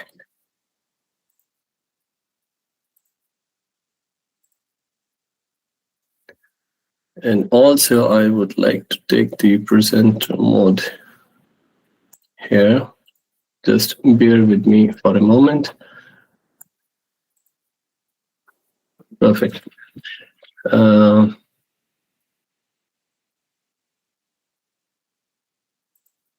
My screen is visible. Just please confirm for the beginning so that. Yes, sir, it is visible. It's visible. Yeah. Perfect. So, as I have been given this topic, so discussed with me that it will be about designing a digital campaign for blue-green economy. And as I said, I will be connecting it with cellulographics, which is my own concept. I've been working on this concept for last 10 years and trying to bring many concepts together with cellulographics. For example, this concept is quite flexible. I will talk about it in detail, and it can be used in different domains. Recently, this year, we have published an article which is related to education and training and cellulographics, and we got very interesting results. But for today, we will see how we can design digital campaign for blue-green economy and how the smartphone-based behavioral segmentation can help us. Let's set the agenda first. I will be talking about the context and why this topic and theme is important. Of course, I will talk about blue-green economy, but in a very brief way, because I understand that there have been many presenters, before my presentation who must have talked about blue and green economy. And the second important topic is digital campaigns. Third one is cellulographics, which is a smartphone-based behavioral segmentation. And then how we can integrate all three of them together to create a model and what could be the applications. And then the floor will be open for question and answers. I use this first slide to just show that how technology, because I'm also working on technology adoption, sometimes technology adoption could be due to certain circumstances. Since we are talking about technology. So now let's talk about this topic, that why this topic is important, or why it is very contemporary. And as I was checking for literature, not many articles are there. So of course there is a big research gap. There is novelty. So first thing I observe that sustainability is digital. I was going through a lot of articles and I found this nice article where I could, there are sometimes you read an article and then the lines are actually what you are looking for. So, and they said that the author said that digitization provides better living conditions, and people who are well informed, self-aware, and digitally equipped, they are better learners, thinkers, participators, reformers. So sustainability is digital. First. Second, consumers engage with green issue mostly through their phones. So when I'll be talking about the topic, the context, I will try to converge towards smartphone. Later on, I will treat each topic. One is blue and green economy. Second is digital campaign. Third is cellular graphics. And so I'm just bringing the context to smartphones. So I found this really interesting article which said, in which they found that WeChat plays a crucial role in shaping environmental awareness. So consumers engage with green issue mostly through their phones. I will also use statistics. How much, how many, why. Third, very important point is... excuse me, sir. Are you changing the slides right now? Yes. Have you It's changed not it? visible to you? No, the slide change is not visible. It's still on the title slide. Okay. So there is problem with the screen. Wait. So yes, it is good that you mentioned that. Oh, yeah, we can see it right now. Can you just like change it? Good. Okay, yeah, that's better. It's perfect. So I just started. So I just started with the context. Okay, thank you. So thank you for pointing it out, so that it is so you are connected and engaged with me instead of just listening to what I'm saying. So this first slide I presented that how technology adoption could be situational. Okay, and then I started talking about the sustainability part, that why this topic is important, and sustainability is digital, and how consumers, they engage with green issues mostly through your phones. So I completed these two slides. So I hope you are with me right now. You can see my slides. It's perfect. Yes, sir. Yeah. So the digital campaigns, now the digital, first I talked about sustainability, then I talk about smartphones. Now I'm talking about digital campaigns. So digital campaigns shape sustainable habits. So digital campaigns, it means they have an impact, especially in case of when we talk something about eco-friendliness or sustainability. So exposure to social media campaigns, they lead to greater awareness and increasing young people's sense of responsibility, and and they participate in solving environmental issues. So overall, we see that smartphones are like behavioral proxy, and we can use smartphone to have or present the campaigns related to sustainability, and they are very, very effective. And when the respondents, they use their smartphone in a mild way, it is in a more responsible way, it is very, very effective. So in this presentation, with this context, I would like to reshare the agenda that I will be talking about blue-green economy, how digital campaigns influence sustainability, how we can use cellular graphics to improve targeting, and then I will present a framework and also what we can do, the way forward projects or articles, or what we can do about it. Of course, this topic, as I said, is very new and it has a huge research gap. So first of all, let's talk about the challenge. No doubt this digital media, it gives us the opportunity to reach a lot of audiences and virality, etc.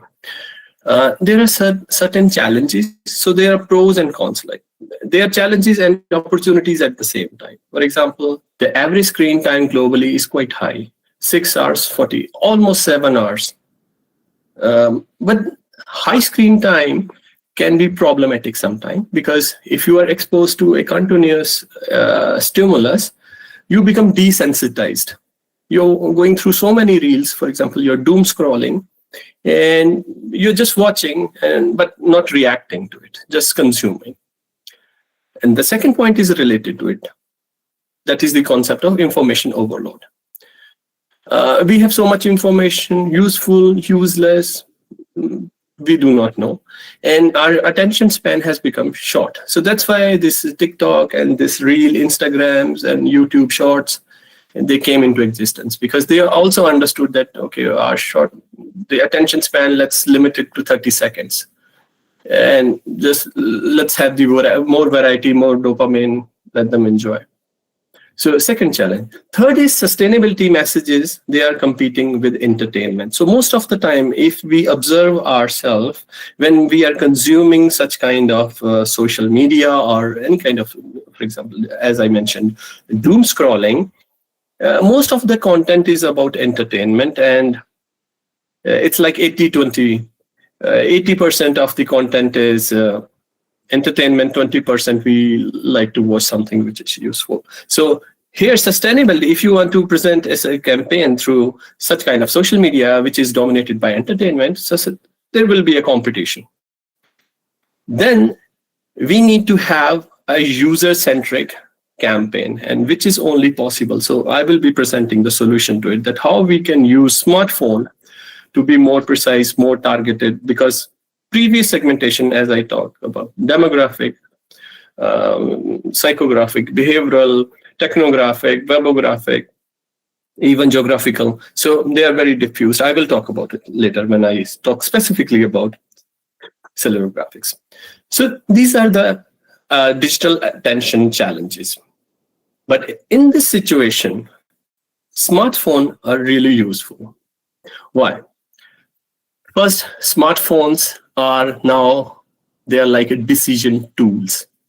As I already mentioned, that most people spend 7 hours daily on their screen, looking at the screen, and out of which majority of the time is occupied by our mobile phone. So mobile phone as a device is very important, significant.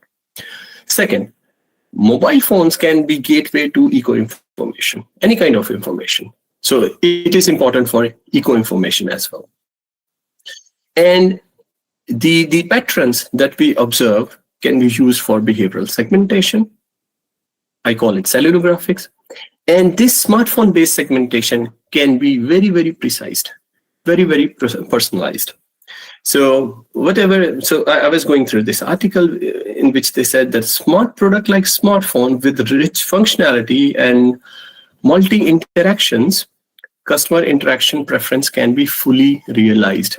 We know what customer is doing, when he's doing, where he's doing, what kind of content he's consuming. So all of this information can be used to have a precise targeting.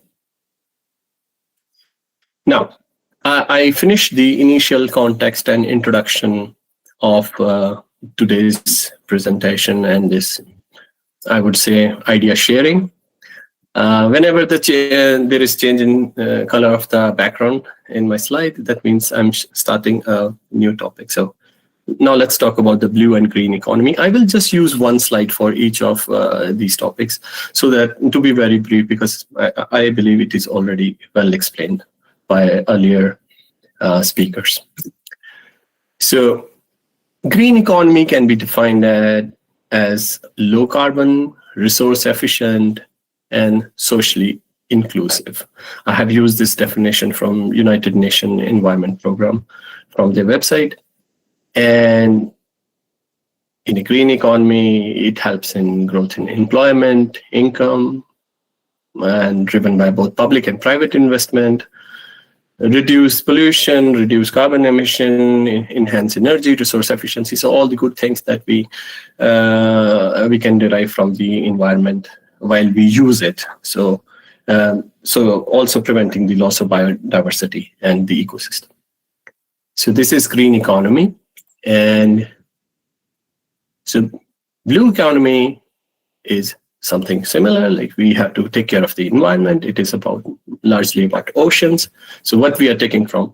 So as a human being, we are deriving and extracting from the environment. I was reading, recently I was reading in news that in Chernobyl, after this nuclear explosion, after so many years, there is new forest, there are new animals, and there is more biodiversity. So the writer was emphasizing that whenever human goes into certain setting, they destroy the environment. But if they leave that place, the environment is back into the action. So the mother nature, it creates the balance. So it's the same in blue economy. We are deriving a lot of things from oceans, like shipping, or energy, fishes. So it is creating problem. We have to use the resources in a sustainable way, like less litter, less impact on climate, conserve marine and marine life in oceans, and of course, overall sustainable development for all the communities. So this is blue economy. And these days, this topic is quite contemporary, and major economic bodies or important figures in the world, they are emphasizing on sustainable development. We already know about sustainable development goals. There are 17 goals, like no poverty, hunger, etc., etc. And so India is also following. So although I have written key global policy drivers, but I have kept the Indian context as well because the presentation is in India. So for example, CIA, Confederation of Indian Industry, they also talk about, now they have a document about circular economy in which they mention how we should produce or then reuse or recycle so that we live more sustainably. Also in European Union, especially here in EU, they have this EU Green Deal, in which also they talk about similar things like climate law, sustainable transport, green industry, less pollution, clean energy, wind energy, etc., etc. And that's why so much dependence on the oil from Russia, because here we completely going for clean energy like windmills or solar energy, etc. So now everybody is talking about sustainability. But in this scenario, because we are talking about creating a digital campaign, and this is we also are talking about sustainability, we are doing damage to environment.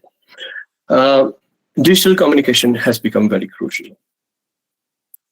First is visibility, because majority of environmental messaging reaches the users digitally. So visibility is important. Second, reach. Digital media, young populations are mobile first. So in this slide, you can see the statistics for share of smartphone users in United States, because I have taken earlier statistics for United States, but the trend is the same for the entire world. So you can see that millennials, Gen Z, Gen X, Gen Z, they have the high share of smartphone use. And then is behavior influence. So digital nudges, they influence daily behavior. I found very nice article related to this, that nudging pro-environmental behavior, evidence and opportunities. And the authors, they find that these kind of nudges and social influence and simple adjustment to the decision setting, they can really influence pro-environmental decision. So that's why digital communication is very crucial. Here I would like to share an interesting case, which is related to United Nations Environment Program, in which they started this campaign, Beat Plastic Pollution. So this is the home page where you can click on the link, and you can also check for yourself. I have provided the link here.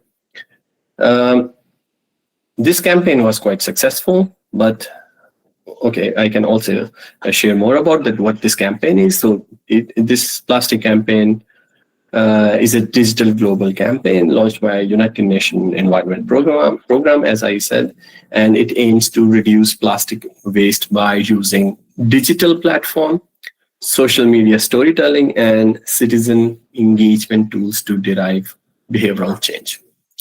And so how this campaign worked?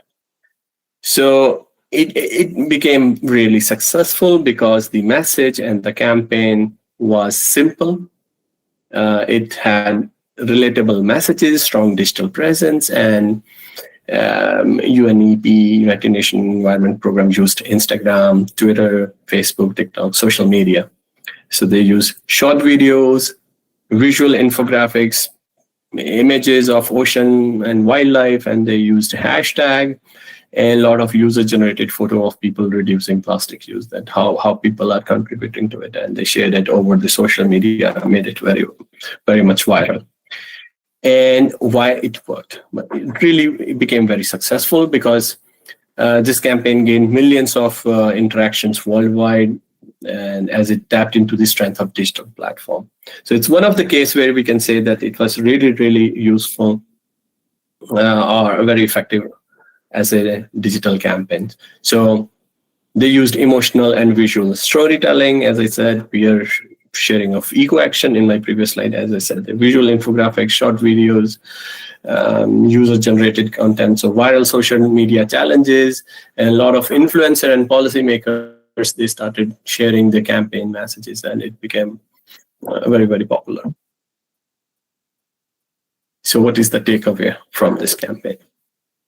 That sustainability needs digital engagement. So what are the sub takeaways? So use mobile first communication. It is useful that the mobile penetration is high. Let's use that device to convey our message.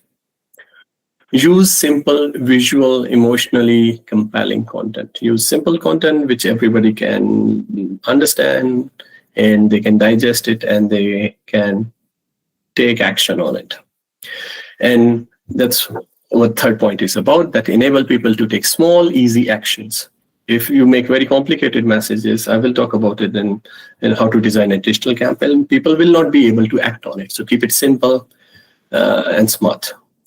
Encourage social proofing and sharing. Social proofing, that if somebody is doing something good, present it, and it will like a social proof, and then encourage other people to do the same. And also in this context, smartphones are, as I said, mobile first communication, smartphone behavior patterns. So useful, a very useful device. Smartphones are very useful device, and we can leverage it. Now, I have completed first introduction, and then about blue and green economy, and different policies about it, and one case study about it. Now let's talk about designing digital campaigns. That is the second most important topic. So what makes a good digital campaign? First is simplicity. Keeping the message clear and easy to understand so audience grasp it instantly. Even when I observe myself, when I use social media, I generally find that if I look at a content which is very easy to understand and follow, I adopt it. So simplicity is the key. Second is relevance.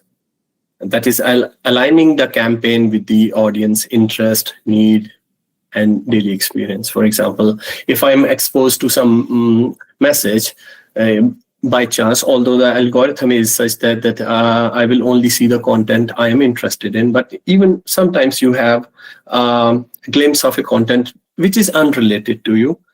If it is not relevant, anyway, you will skip it. So keep it relevant. Third important point is emotional resonance. We generally remember things which can trigger some feelings. If there is some storytelling, if there is visuals which are relatable and that can trigger some feelings, that makes the message more memorable and easy to follow. And fourth most important point is clear call to action. Even if the message is effective, it is broadcasted through a smartphone, good timing, good content, everything. But I do not know, after exposure and engagement with this message and information, what to do. That campaign will not be successful. So telling the audience exactly what to do, direct, specific, and actionable is important. Clear call to action. And the fifth is related to formatting. That is using uniform colors, fonts, design, and elements so the campaign looks cohesive and recognizable. And in marketing, it has a great importance. For example, you go to McDonald's, you already know what symbol you will see, what color combination you will see everywhere, any country, be it India, Europe, or US. You will find the similarity so that it's very easy to find. For example, I go to some store and I want to buy something which is available in India, and I want to find the same stuff in Europe. Visually, I try to, when I go to a store, I try to check it visually. So consistency and formatting is very important in the campaign as well. So here is the digital campaign, which typically follow the AIDA model. That first of all, there will be awareness, and then there will be engagement with the content that we have presented to the audience. And that engagement will lead to some commitment. That commitment will lead to some behavioral change. And in the top of that behavior is advocacy, that you are not only making yourself disciplined not to throw the trash outside, you're also advocating people that please do not litter, like throw the litter around, just use this trash bag or trash can. This is the digital campaign pyramid. So there are different effective contents formats available. As I mentioned earlier in the case study related to plastic pollution, they were very successful because they shared content such as short videos like reels. We really don't want to read the content. We want to visually look at it, and at least somebody is talking about it. For example, when we listen to podcasts, we don't want to read anything. We just want to listen. And if it is supplemented with some visuals, it is so good. We really love to consume that kind of content.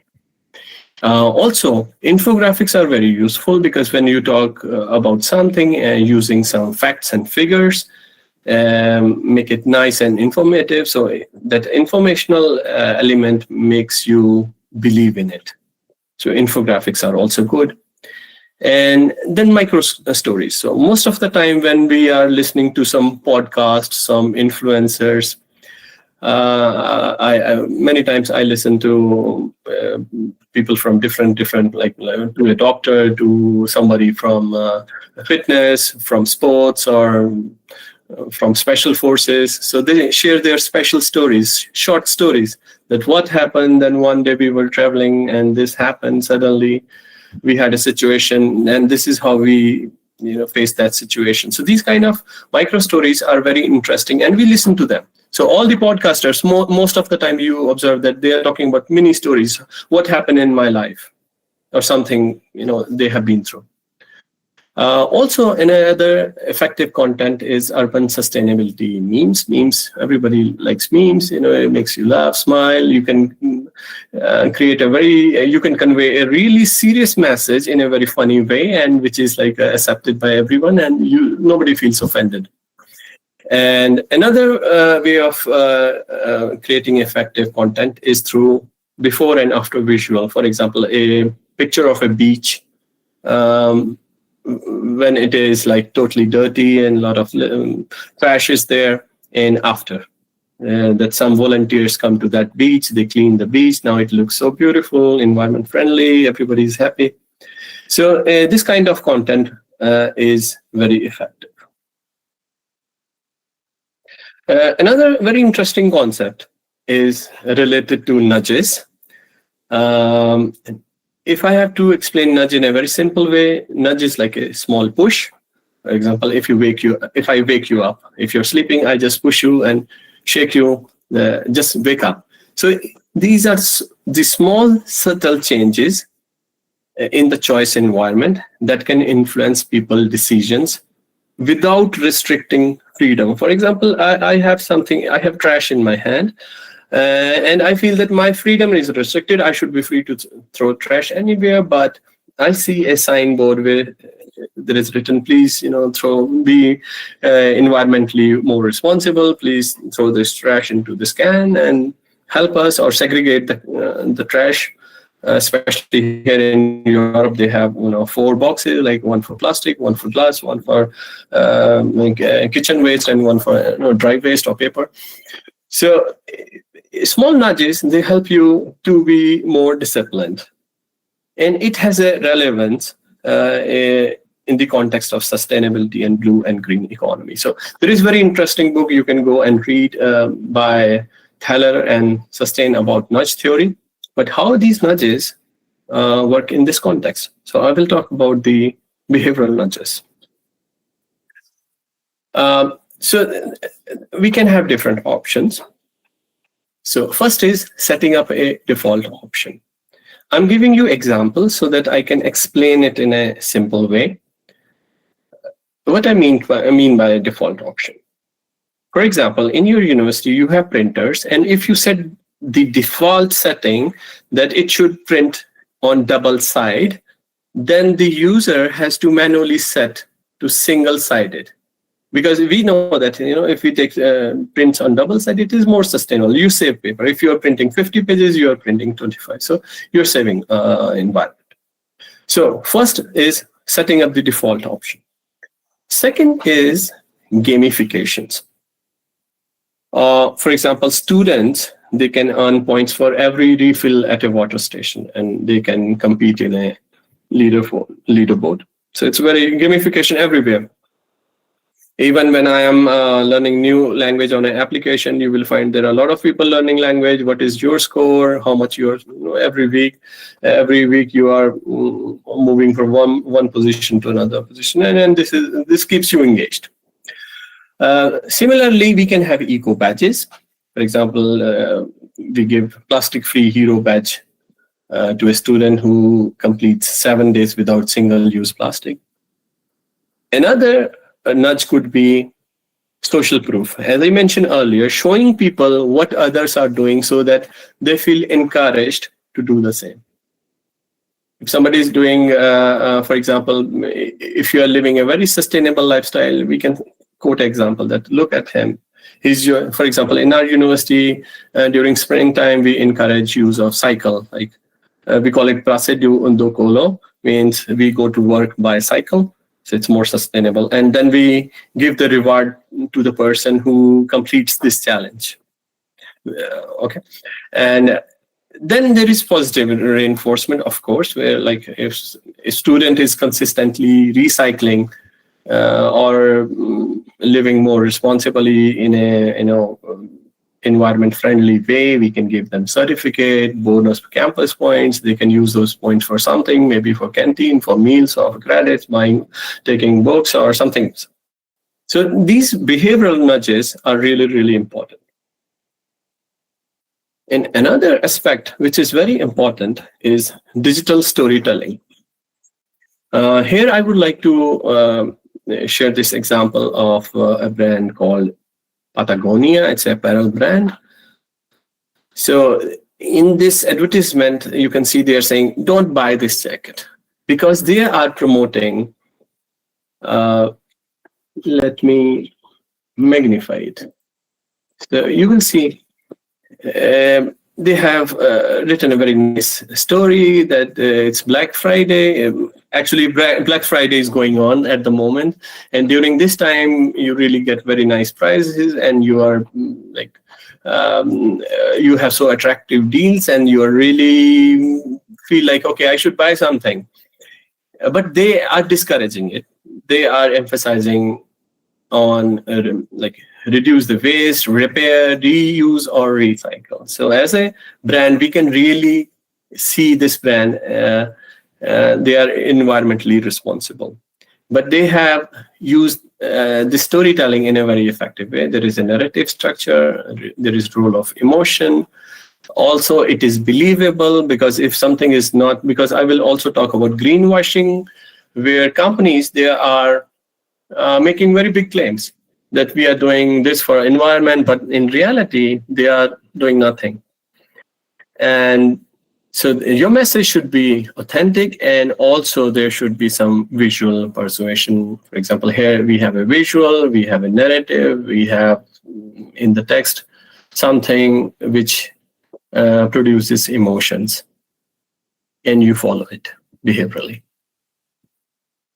Now, another aspect is choice of platform and the messaging style. We understand there are different platforms which are best for different kind of messages and tone and audience. For example, TikTok can be used for mass awareness, fun, short, emotional videos, or we can use Instagram for visual or aspirational kind of video, and the content is engaging. At LinkedIn, it could be academic or policy related, and it is more formal. On YouTube, we can have more detailed and deep content, and it is more explanatory. So platform choice and messaging style in designing a digital campaign is equally important. So we design the campaign, we know everything, what is required to create an effective campaign, but we also need to set up the parameters, and we need to understand the matrix through which we will measure the effectiveness of this campaign. So one of that metric could be click-through rate. Here I'm just giving short example for each instance. Click-through rate, say you create a Join the Plastic Free Challenge link, and you share it with the students, say 5 out of 100 students, they join, they click on it. So the click-through rate is 5%. They're just clicking on it. Now, completion rate. You shared some video, but only 70 out of 100, they watch the full video. So video completion rate is 70%. Another interesting parameter could be sentiment analysis. Say you can find out if the people are connecting with you in a positive way. Say comments like "Great initiative, love this challenge." They indicate positive sentiment. And also the behavioral part, the actual behavior. So behavioral conversion is important. For example, signups. Say 50 students sign up for the reuse and refill week after seeing your post. So conversion is 50 users. For example, in our department, we have a company called Lokni. They have installed a water filter, and you can scan with your mobile. You have an application. You can scan and refill the water, and that application will count how many times you refill it, and that refill is completely free. But it is just to promote reuse. Instead of using a plastic bottle and then throwing it, you can use your, say, metal bottle or maybe a plastic bottle as well, but you can refill it a number of times. So that's the behavioral conversion. And then you also want to understand if there is a sustained eco habit. For example, there is some exposure, you created a message, and they responded to it for some time, maybe for 1 day or 2, but is that behavior is sustained? So we have to see. For example, student, if they are still using refill station 1 month later after that digital campaign, that means that habit is now permanent. Now, this is the campaign flow model, where you can see there is an audience and there is a message, and when there is an interaction, digital interaction, and engagement, that leads to some interpretation. Whenever we consume some content, everybody interpret it in a different way, but more or less the same. But it is, of course, is different for different kinds of people.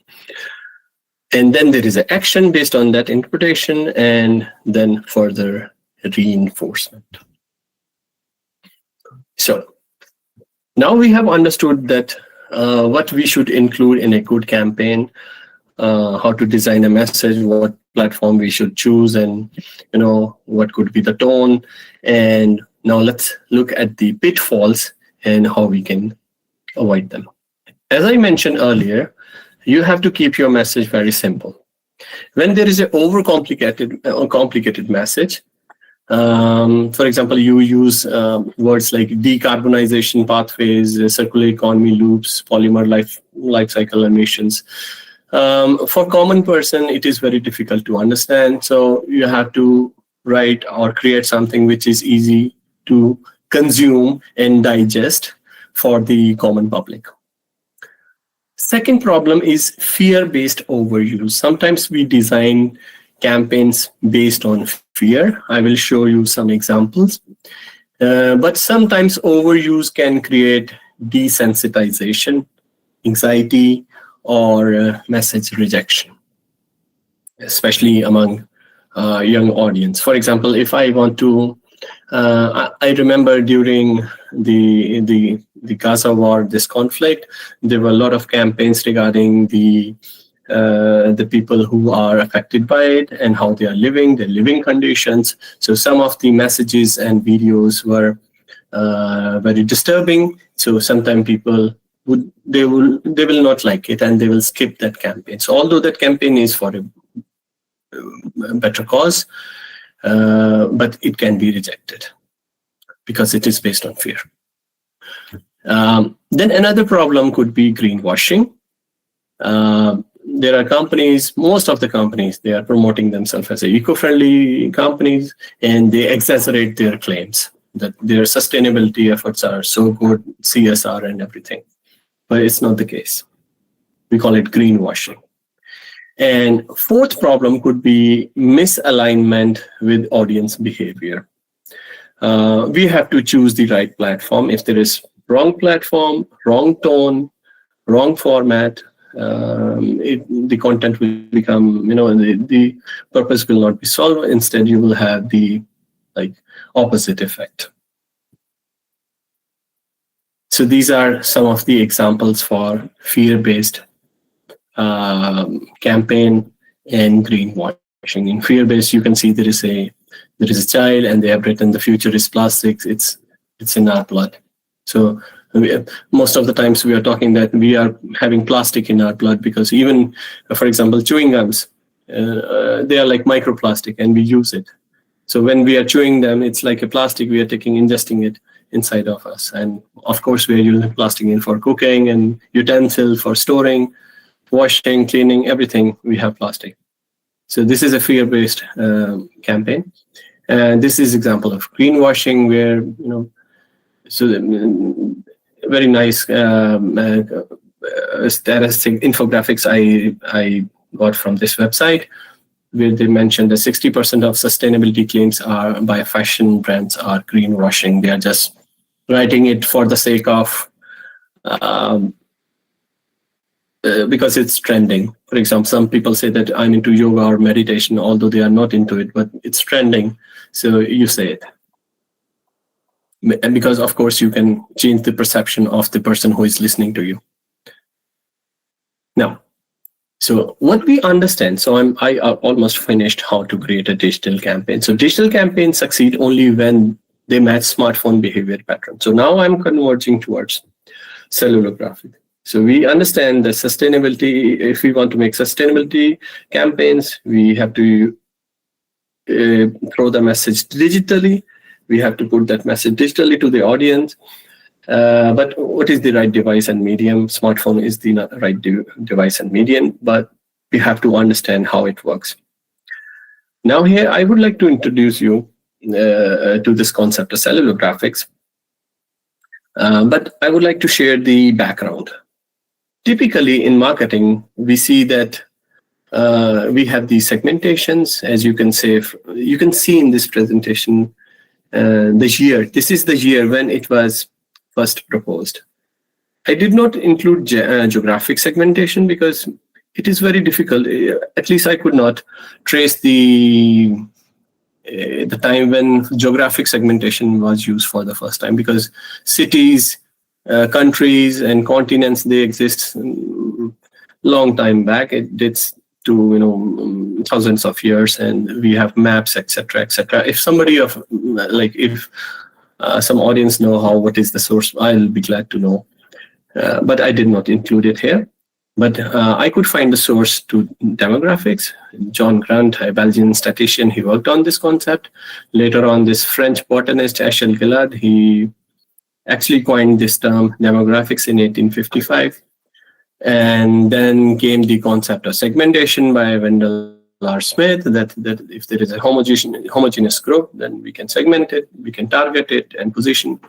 And then came these behavioral segmentation, like based on usage, benefit, loyalty, and then psychographics, value, attitude, lifestyle-based segmentation. And in 1985, Edward Forrest, he started working on technographics, like based on use of technology. At that time, I have seen his article in which he mentioned about technographics, that it was about use of VCR. Like in 1985, using a VCR was like using a big technology. Then webographics by Grosnickel and Raskin. I worked on this concept. I have a couple of publications also on this concept you can read. But I noticed that there is a huge gap from 2001, and we are using very outdated segmentation. For example, if I have to say that if you use horses for transport right now, when you have electric cars, it's the same thing. It's not that I'm underestimating the power of the segmentation. I'm just saying that they work, but in the digital environment, we need to have some better segmentations which can be more effective and more precise. And it can also work in combination with other segmentation. So I was also working with ChatGPT and trying to create something. So I created this evolution of segmentation, that we had different kind of segmentation, and now we are I have a detailed article on it, which is under progress, but I'm not sharing the complete information. It's maybe when it is published, I will share it. So here I introduce the complete definition of cellular graphics. Typically, traditional segmentation, as I mentioned in my previous slide, this is my argument that they are getting outdated. Smartphones are versatile, accessible. Worldwide smartphone subscription is increasing, billions of users. But so far, there is no classification metrics based on smartphone use. So this is very huge research gap that I found when I started working on this concept in 2015. And then I had a copyright on this concept in 2017. And then we published a seminal article in 2022. And this year, we also published an empirical article. So while working with this concept conceptually and now empirically also, we find very strong support for it. And this is what I'm doing, that I'm trying to engage this topic with cellular graphics and how it works. And that's why I have, in this presentation, I'm giving you a more creative model which can be tested and we can work on it. So cellular graphics is a term developed for behavioral classification of smartphone users. There are 8 parameters. I will not read the definition. These are the 8 parameters. It looks like a flower. And okay, I will talk about each component in individual slide. First is smartphone experience, that since how many years individual is using a smartphone. This criteria is important. For example, technology use. If you are familiar with technology for since very long time, you are more open to trying new application. Maybe you use the new generation, they use mobile banking more, but comparing to the grandparents, because of this experience with the technology. So this parameter is important. Then smartphone use skill. It is the individual self-assessment of the ability and proficiency to use the smartphone, because that really matters. As I said, that your smartphone proficiency is better than your parents or grandparents. So that's why you use online banking. Maybe they would like to have traditional banking. Next criteria is smartphone internet experience. The individual's internet experience through a smartphone. Because a smartphone as a device is different from your laptop or your PC, because it has advantages like mobility, lightweight, long battery life, instant always on capability, touchscreen interactivity. But there are other shortcomings also, that the screen size is limited. That's why people are researching how to give more information in small screen, but still it has many advantages. For example, if you want to play interactive games, you use your smartphone. Smartphone use period. It is the time when user indulge in smartphone use in a day. I created a categorical variable, which can also be converted into a linear variable. For example, you can also collect data on 24 hours format. It will become linear, or you can make it categorical, like morning, afternoon, evening, and night. For example, mobile stock trading. Here, see, this activity is more during daytime. So it is related. So if you have to propose a hypothesis, it's very interesting. Smartphone screen time. It is very popular. We very often talk about it. It is the time measured in the number of hours or minutes per day spent by individual on smartphone use. For example, social media use. High social media use directly related to screen time and vice versa. So it is very flexible. So all the components in cellular graphics, you will see that they can be used as a dependent variable, independent variable, mediator, or moderators. Another criteria is smartphone use frequency. It's the number of use sessions in a specific time period, or number of times an individual checks his or her smartphone. For example, you limit that period to 1 day. So in 1 day, how many times you check your smartphone? Sometimes we check our smartphone just for nothing. Just we switch on the screen and look at the screen. So we can also associate it with FOMO and also messaging app use. If you are more frequently answering somebody, so there are two kinds of engagement. Either you keep your mobile phone on and keep reading the old messages or you're typing, or you can type the message and stop the phone, like sleep mode, and then put it in your pocket. Again, you have a notification, you switch it on, and then you look at the message. So how many frequency? It can reflect the engagement. Then smartphone use location. At what location an individual is using a smartphone? So broadly, I had divided into three categories, 3 locations: home, office, leisure. Recently, when we published this article in Education and Training, Emerald Journal, it's a good journal, we find that it is related to employability and digital literacy, digital skills, and social connectedness. So we found that students who have high digital literacy leads to social connectedness through LinkedIn, and then leads to perceived employability. And in between, we have other variables, perceived employability, etc., etc. So what we find that students who are using their smartphone at office, they are more employable. So it's a very interesting finding. For example, smartphone use, we cannot say high smartphone use leads to higher employability or something. Like it will be good in all the cases. No, it depends on the location. Maybe at home you are using your smartphone to watch a movie, so the context will change. Your productivity will be different. So this is how this component can be operationalized. Also, look, based on location, you can, when you're traveling, you're using your phone for checking maps, or when you're at home, you are watching at the screen, looking at your screen, maybe Netflix or YouTube, or you're playing some video, song, something. And then is smartphone use activity. What kind of activities you indulge in using your smartphone? There are 11 activities based on the literature. So all these components are derived from the literature. It's not fiction or something I create myself. It is something based on the available literature. So different activities like video, email, text. So we can use this information for precision and for targeting and segmentation.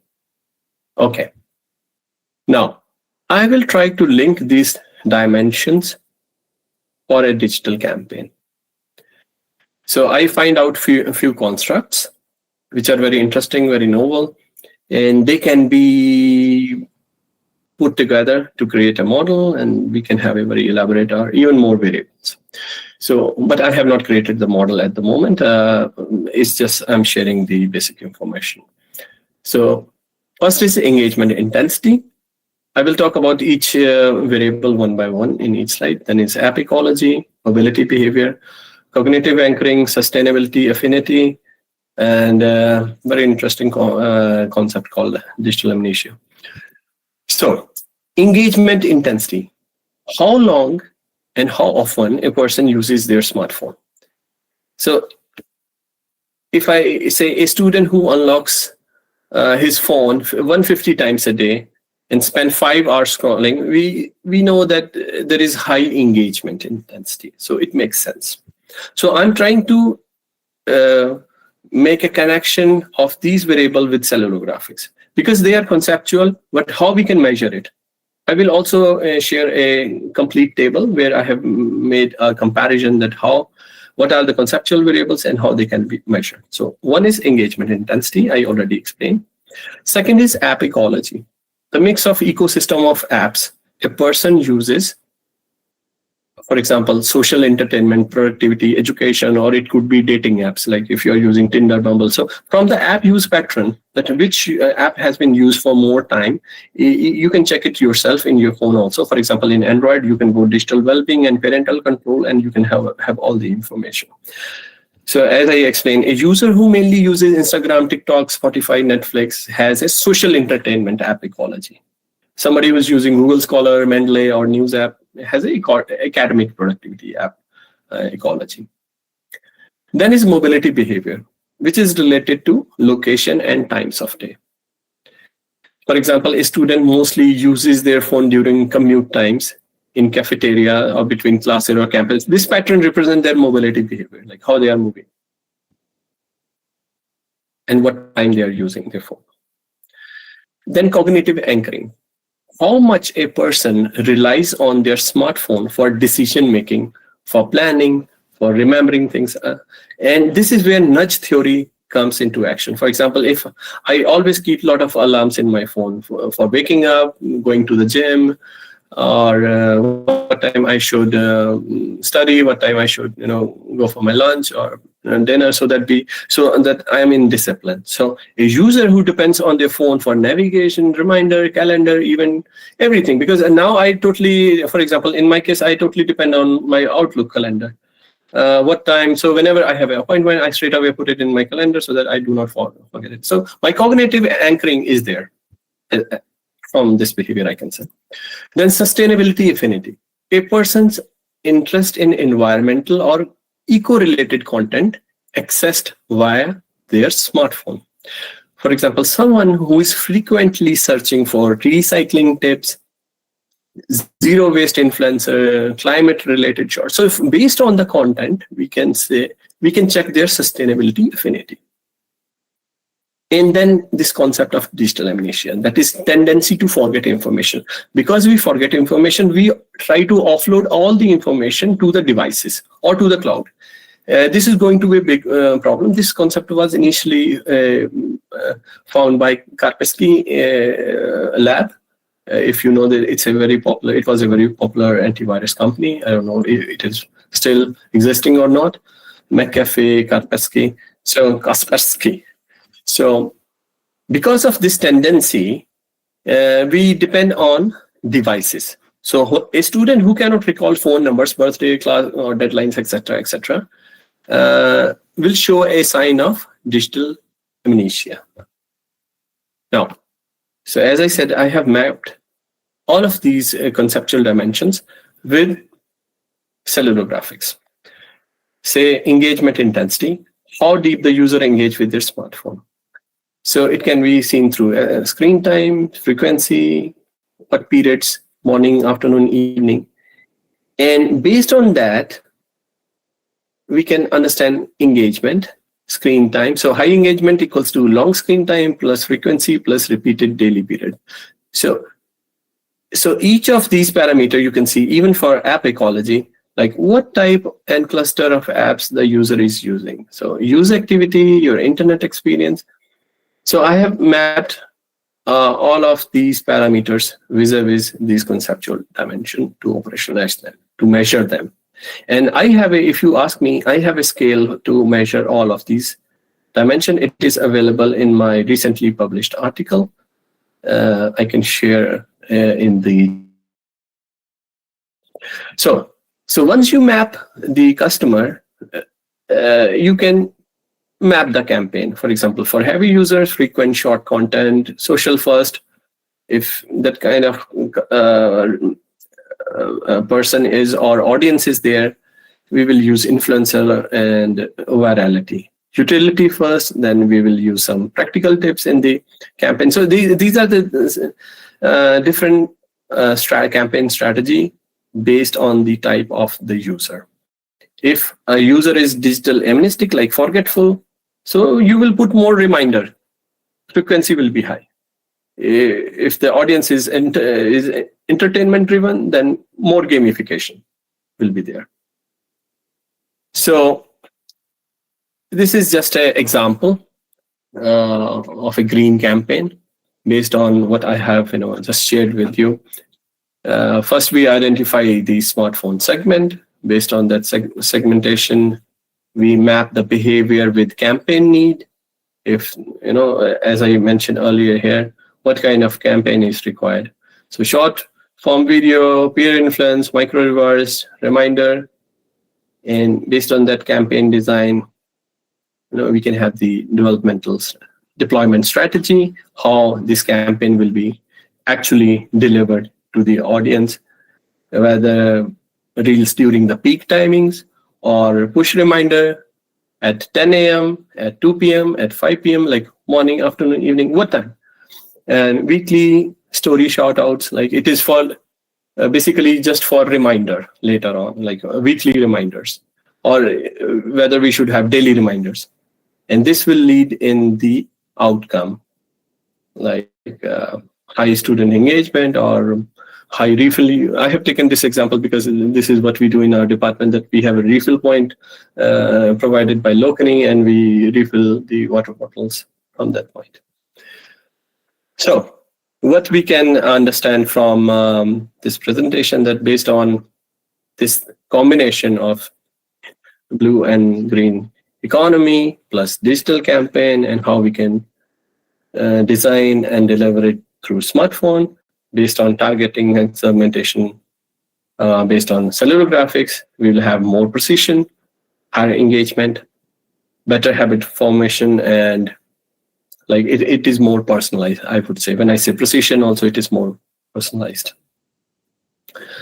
There, as I said, I have tried to create a framework, a model.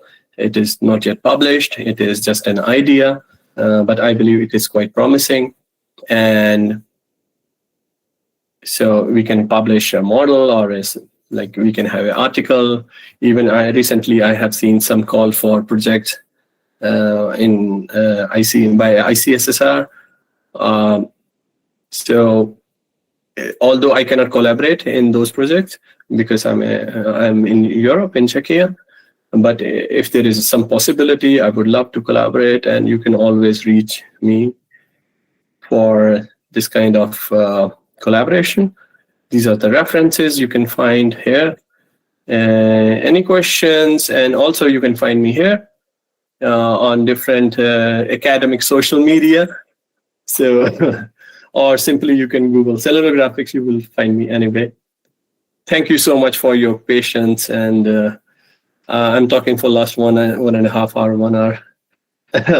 And especially when you deliver a lecture in an online version, it is very difficult. There is no eye contact. You don't know what is the response. And yeah, but now the forum is open for all kind of discussion, whatever. Thank you so much for your time. Thank you, sir.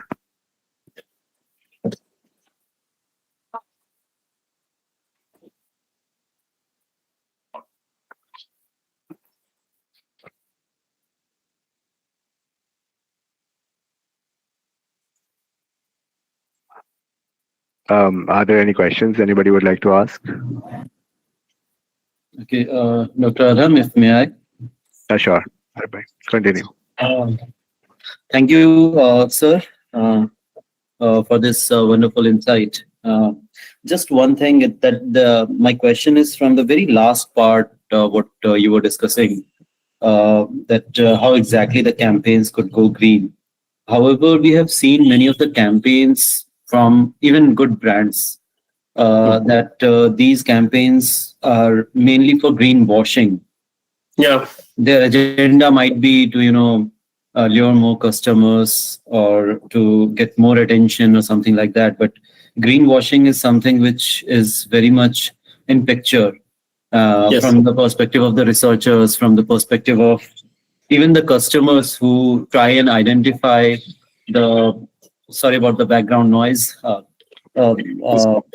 You're audible. Yeah, so greenwashing is something that even the customers in today's time, they research a lot and they find out that yes, whatever the claims that the companies and the brands are making, these are not actually the right claims, and not actually even brands like Apple and H&M and other brands have been come under scanner.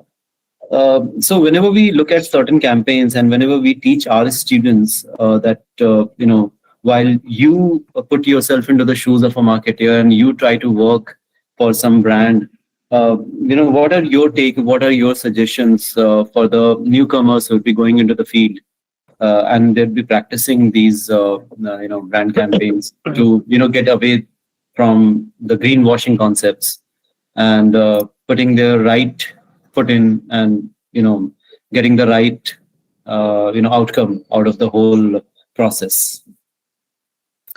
Well, it's a very interesting question. But typically, as I said, we are living in this ice age, information and communication and entertainment on social media. If you have observed that whenever there is virality about something, for example, if there is some information, it goes viral. After a while, when it peaks, immediately we start getting some information regarding, if it is not authentic, about the claims of that viral information. So this kind of in this kind of world where we live in this ice age, information sharing is very fast.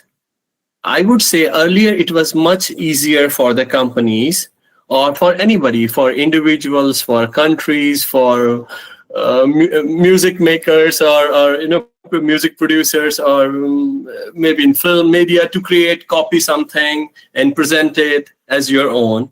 But immediately, if you see some example, you will always find certain reels. Okay, you listen to this song, but originally this song was composed by somebody else, and this is the original version.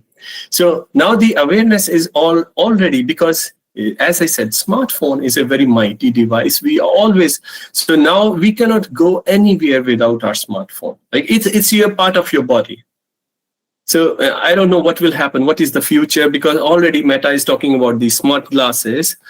Here, at least when you have a smartphone in your hand, you can keep it in your pocket and you reduce your screen time. But when you will have these smart glasses right in front of you, maybe I'm talking to you at the same time, I will be reading something in my, in the screen about something. So information is spreading very fast. And yes, as a researcher, we are researchers, we are not detectives. So of course we can find out the facts and information, and we check the authenticity, because whenever we find something or we try to search something, we always put a citation, we put an empirical evidence that, okay, whatever I'm saying, it backed by the facts. It's not fake, it's authentic. You understand? So whenever we do that, yes, we in that process, the researcher, at least I would say that we ultimately get the fact that this is the fact. You understand? So you start digging into the information, and as an individual, everybody is very information hungry. So much that all the time we are looking for information, even if it is not useful. I'm watching videos which is how to cook something and something. I know I'm not going to cook it, but I'm still watching it because as an information. So greenwashing, it will not work in a very effective way, or it will not work for a very long time, because already the information, for example, you mentioned about few brands, big brands, we know about them because somebody is talking about it, and we know that information is somewhere and it came from somewhere. And just in continuation to that, the irony is it's not a question anymore, but it's some sort of observation. And it's like, what exactly is happening? That's the question that comes to our mind. The brands like maybe FIFA back in 2022, they claimed something and that came out to be false. And Coca-Cola came up with Coca-Cola Life as one bottle with green something in it, but that too was simply a claim and nothing else. And then we look at Patanjali, a product like Patanjali in India, it's not simply a product or a brand, it's something which is relating much with faith. And people, somehow take it more as a prasad and not just like a product. And there, the claims are like, these greenwashing claims are there. But still, the people, when they get to find out, at times they feel cheated and they feel like, okay, the brands, these were the brands we were looking up to, and they are coming up with these things. And somehow, after some time, maybe we actually forget that, or maybe we simply tend to forget that, and we start, consuming the products like earlier. So this is something like at one point of time, we live in a world where our memories are short-lived, and somehow those things impact us for some time momentarily, and after some time eventually we get back to those brands itself. So this is where the question is there, but I think this is something which is unanswered yet, as far as my experience is concerned. It is something related to your own morals and ethic. That's why we teach, like, Indian society is always based on morals and ethics. Like, it starts from your inside, from within. Like, nobody can make you disciplined unless you feel disciplined, you yourself. And it's not just about greenwashing. Even if I talk about celebrity endorsement, you see, earlier, during my childhood, I followed certain celebrity, and then you grow up, and after 20 years, you get to know that these celebrities were, okay, the product was not good. Or maybe you follow some fitness influencers. I've been following some fitness influencer, and now everybody is telling them that they are not natural. Even today with Manu Salman. They are all based on some steroids or something. So it will happen everywhere. As a human, we have this, not all humans, but we have this tendency to take that advantage from something.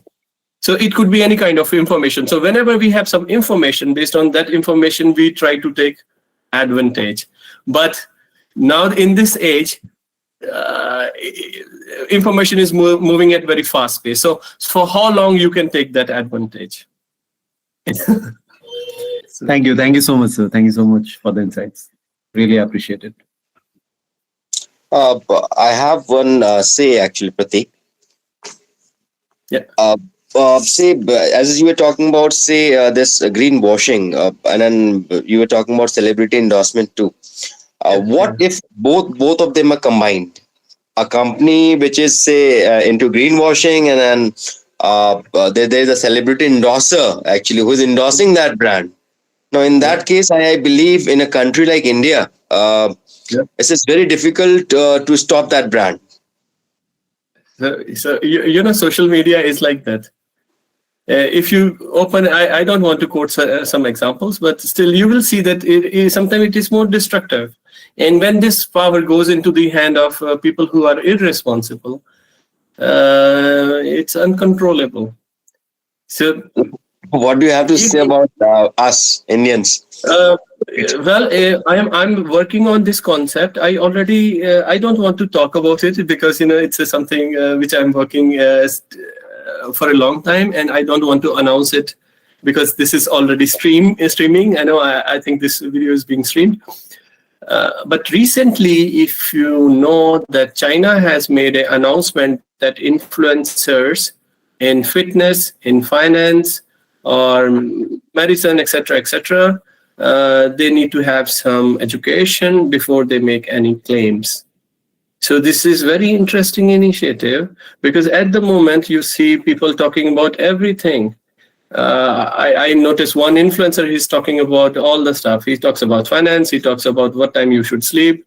He also talks about traveling. So, one person is having all the knowledge and people are following it. And I was talking to one of my colleagues in India, and she was telling me that there is an influencer who is talking about how to take this kind of medicine, and she's not a doctor. It's just like, she's sharing her experience, and it's very difficult and dangerous. So, and you are talking about the both effects combined, it would be like destruction. It's not so good. It's not so good. So, I know that these media channels or the platforms, they will try to create some laws, or they will put some restrictions, but people are also smart. They try to find something, the way out. That's how and things are working. But as I said, morals and ethics are like in the fabric of a company or an individual, and this is how it works. You have to check yourself. Obviously. Thank you.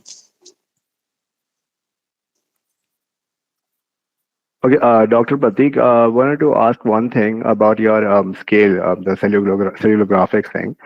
You actually just showed it through that evolution chart, right? Through the 50s and the 60s, and then it was the 90s was technographics, and 2000 was demographics, and then it finally came to cellulographics. Before it was psychographics. So these are psychographics, and before that demographics. They were like massive scale that actually used to just measure these at least all-encompassing behaviors behaviors of human beings or consumers. Yes. So do you think that cellulographics or like smartphones have become such a vital part or such an all-inclusive part of our lives that we can actually make use of it as a scale and just have some results, have some really good results and solid results, like the way psychographics used to give, because it's a broad scale. It actually gives you like a really deep insights about human behavior. But can cellulographics give that deep of an insight? Because if at this point, do you think that is it that broad? Has it become that broad? Has it become that vital part of our life, the cell phones, the smartphones? Okay. I give you a few examples, and then I will also ask you a question. For example, demographics. Okay, based on gender, income, education, or different, etc., etc. If I make a generalization that people from India are like this, like they eat this kind of food, yeah, that would be an overgeneralization. You understand? Of course.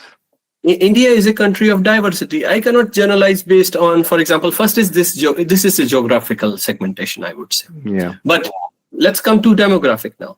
If I say all males are like this and all females are like this, do you think it is this generalization is okay in this time? It will not work. Yeah. Not really. Male from one region will be different from male from other region.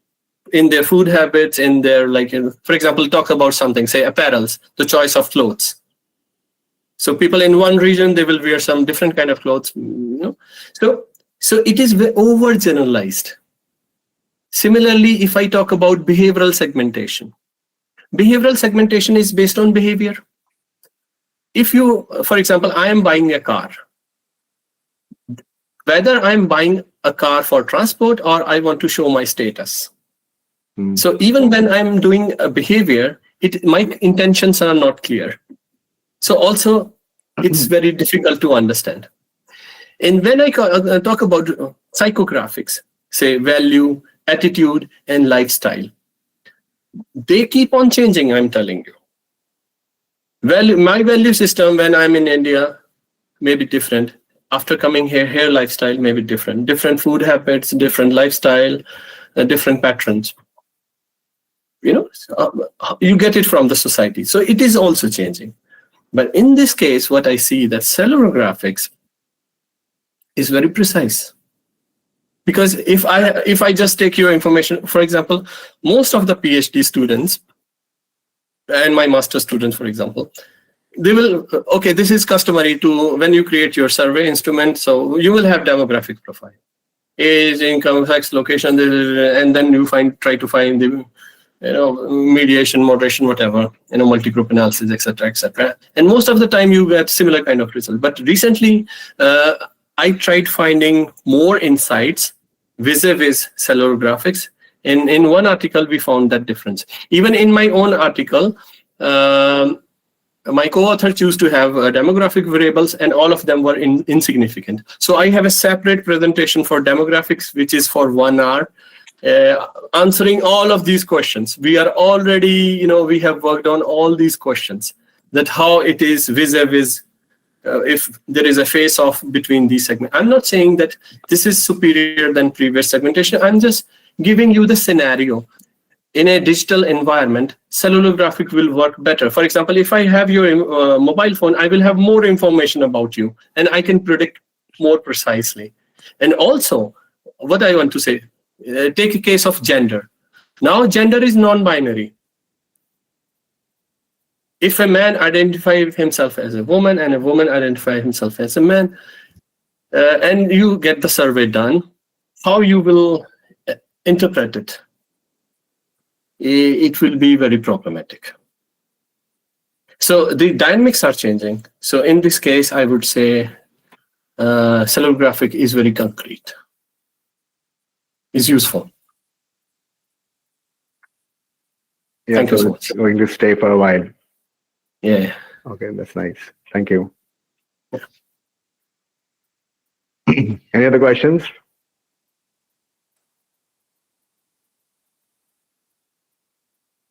So I think we have reached the end of this session, this wonderful session. Thank you so much, Dr. Pratik. And it's like I have to end this with a vote of thanks as we conclude today's session of the Faculty Development Program on leveraging digital communication and marketing for a sustainable blue-green economy. It's my privilege to extend the word of thanks on behalf of the Department of Management, Jamia Hamdard, and the AICTE Atal Academy. First and foremost, I will express our deepest gratitude to, of course, you, Dr. Pratik, for delivering an insightful and intellectually stimulating session. Your expertise, clarity, and ability to connect complex academic ideas with real-world applications have added immense value to this FDP. Reflections have truly enriched our understanding. I also wish to place on record our sincere appreciation to the program coordinators, Dr. Mohammad Jamshed and Dr. Asad Ahmed. Their dedication has been instrumental in ensuring the smooth execution of the FDP. My heartfelt thanks are due to all the distinguished participants who have joined us today. Your presence, engagement, and thoughtful interactions have contributed significantly to the success of the session. These words I once again extend a gratitude to everyone involved. Thank you all for your time and participation. We look forward to meeting you again in the upcoming sessions of this program. Thank you so much. Thank you so much. Do you want a picture in the end or something of everybody or in the group? We can do that. Yeah. I can stop sharing my screen. Yes. Everybody just like put on their videos.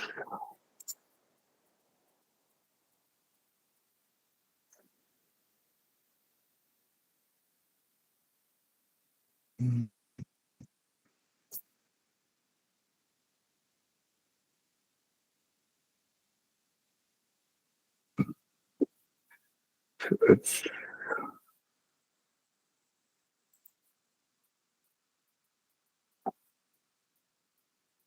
You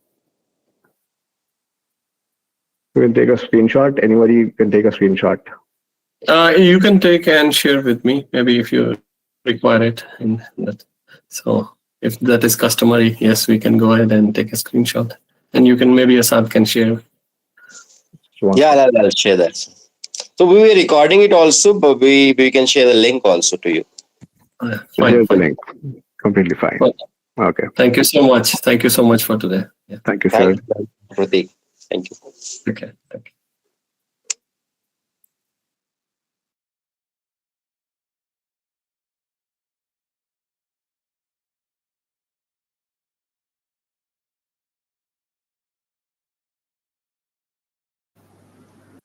Participants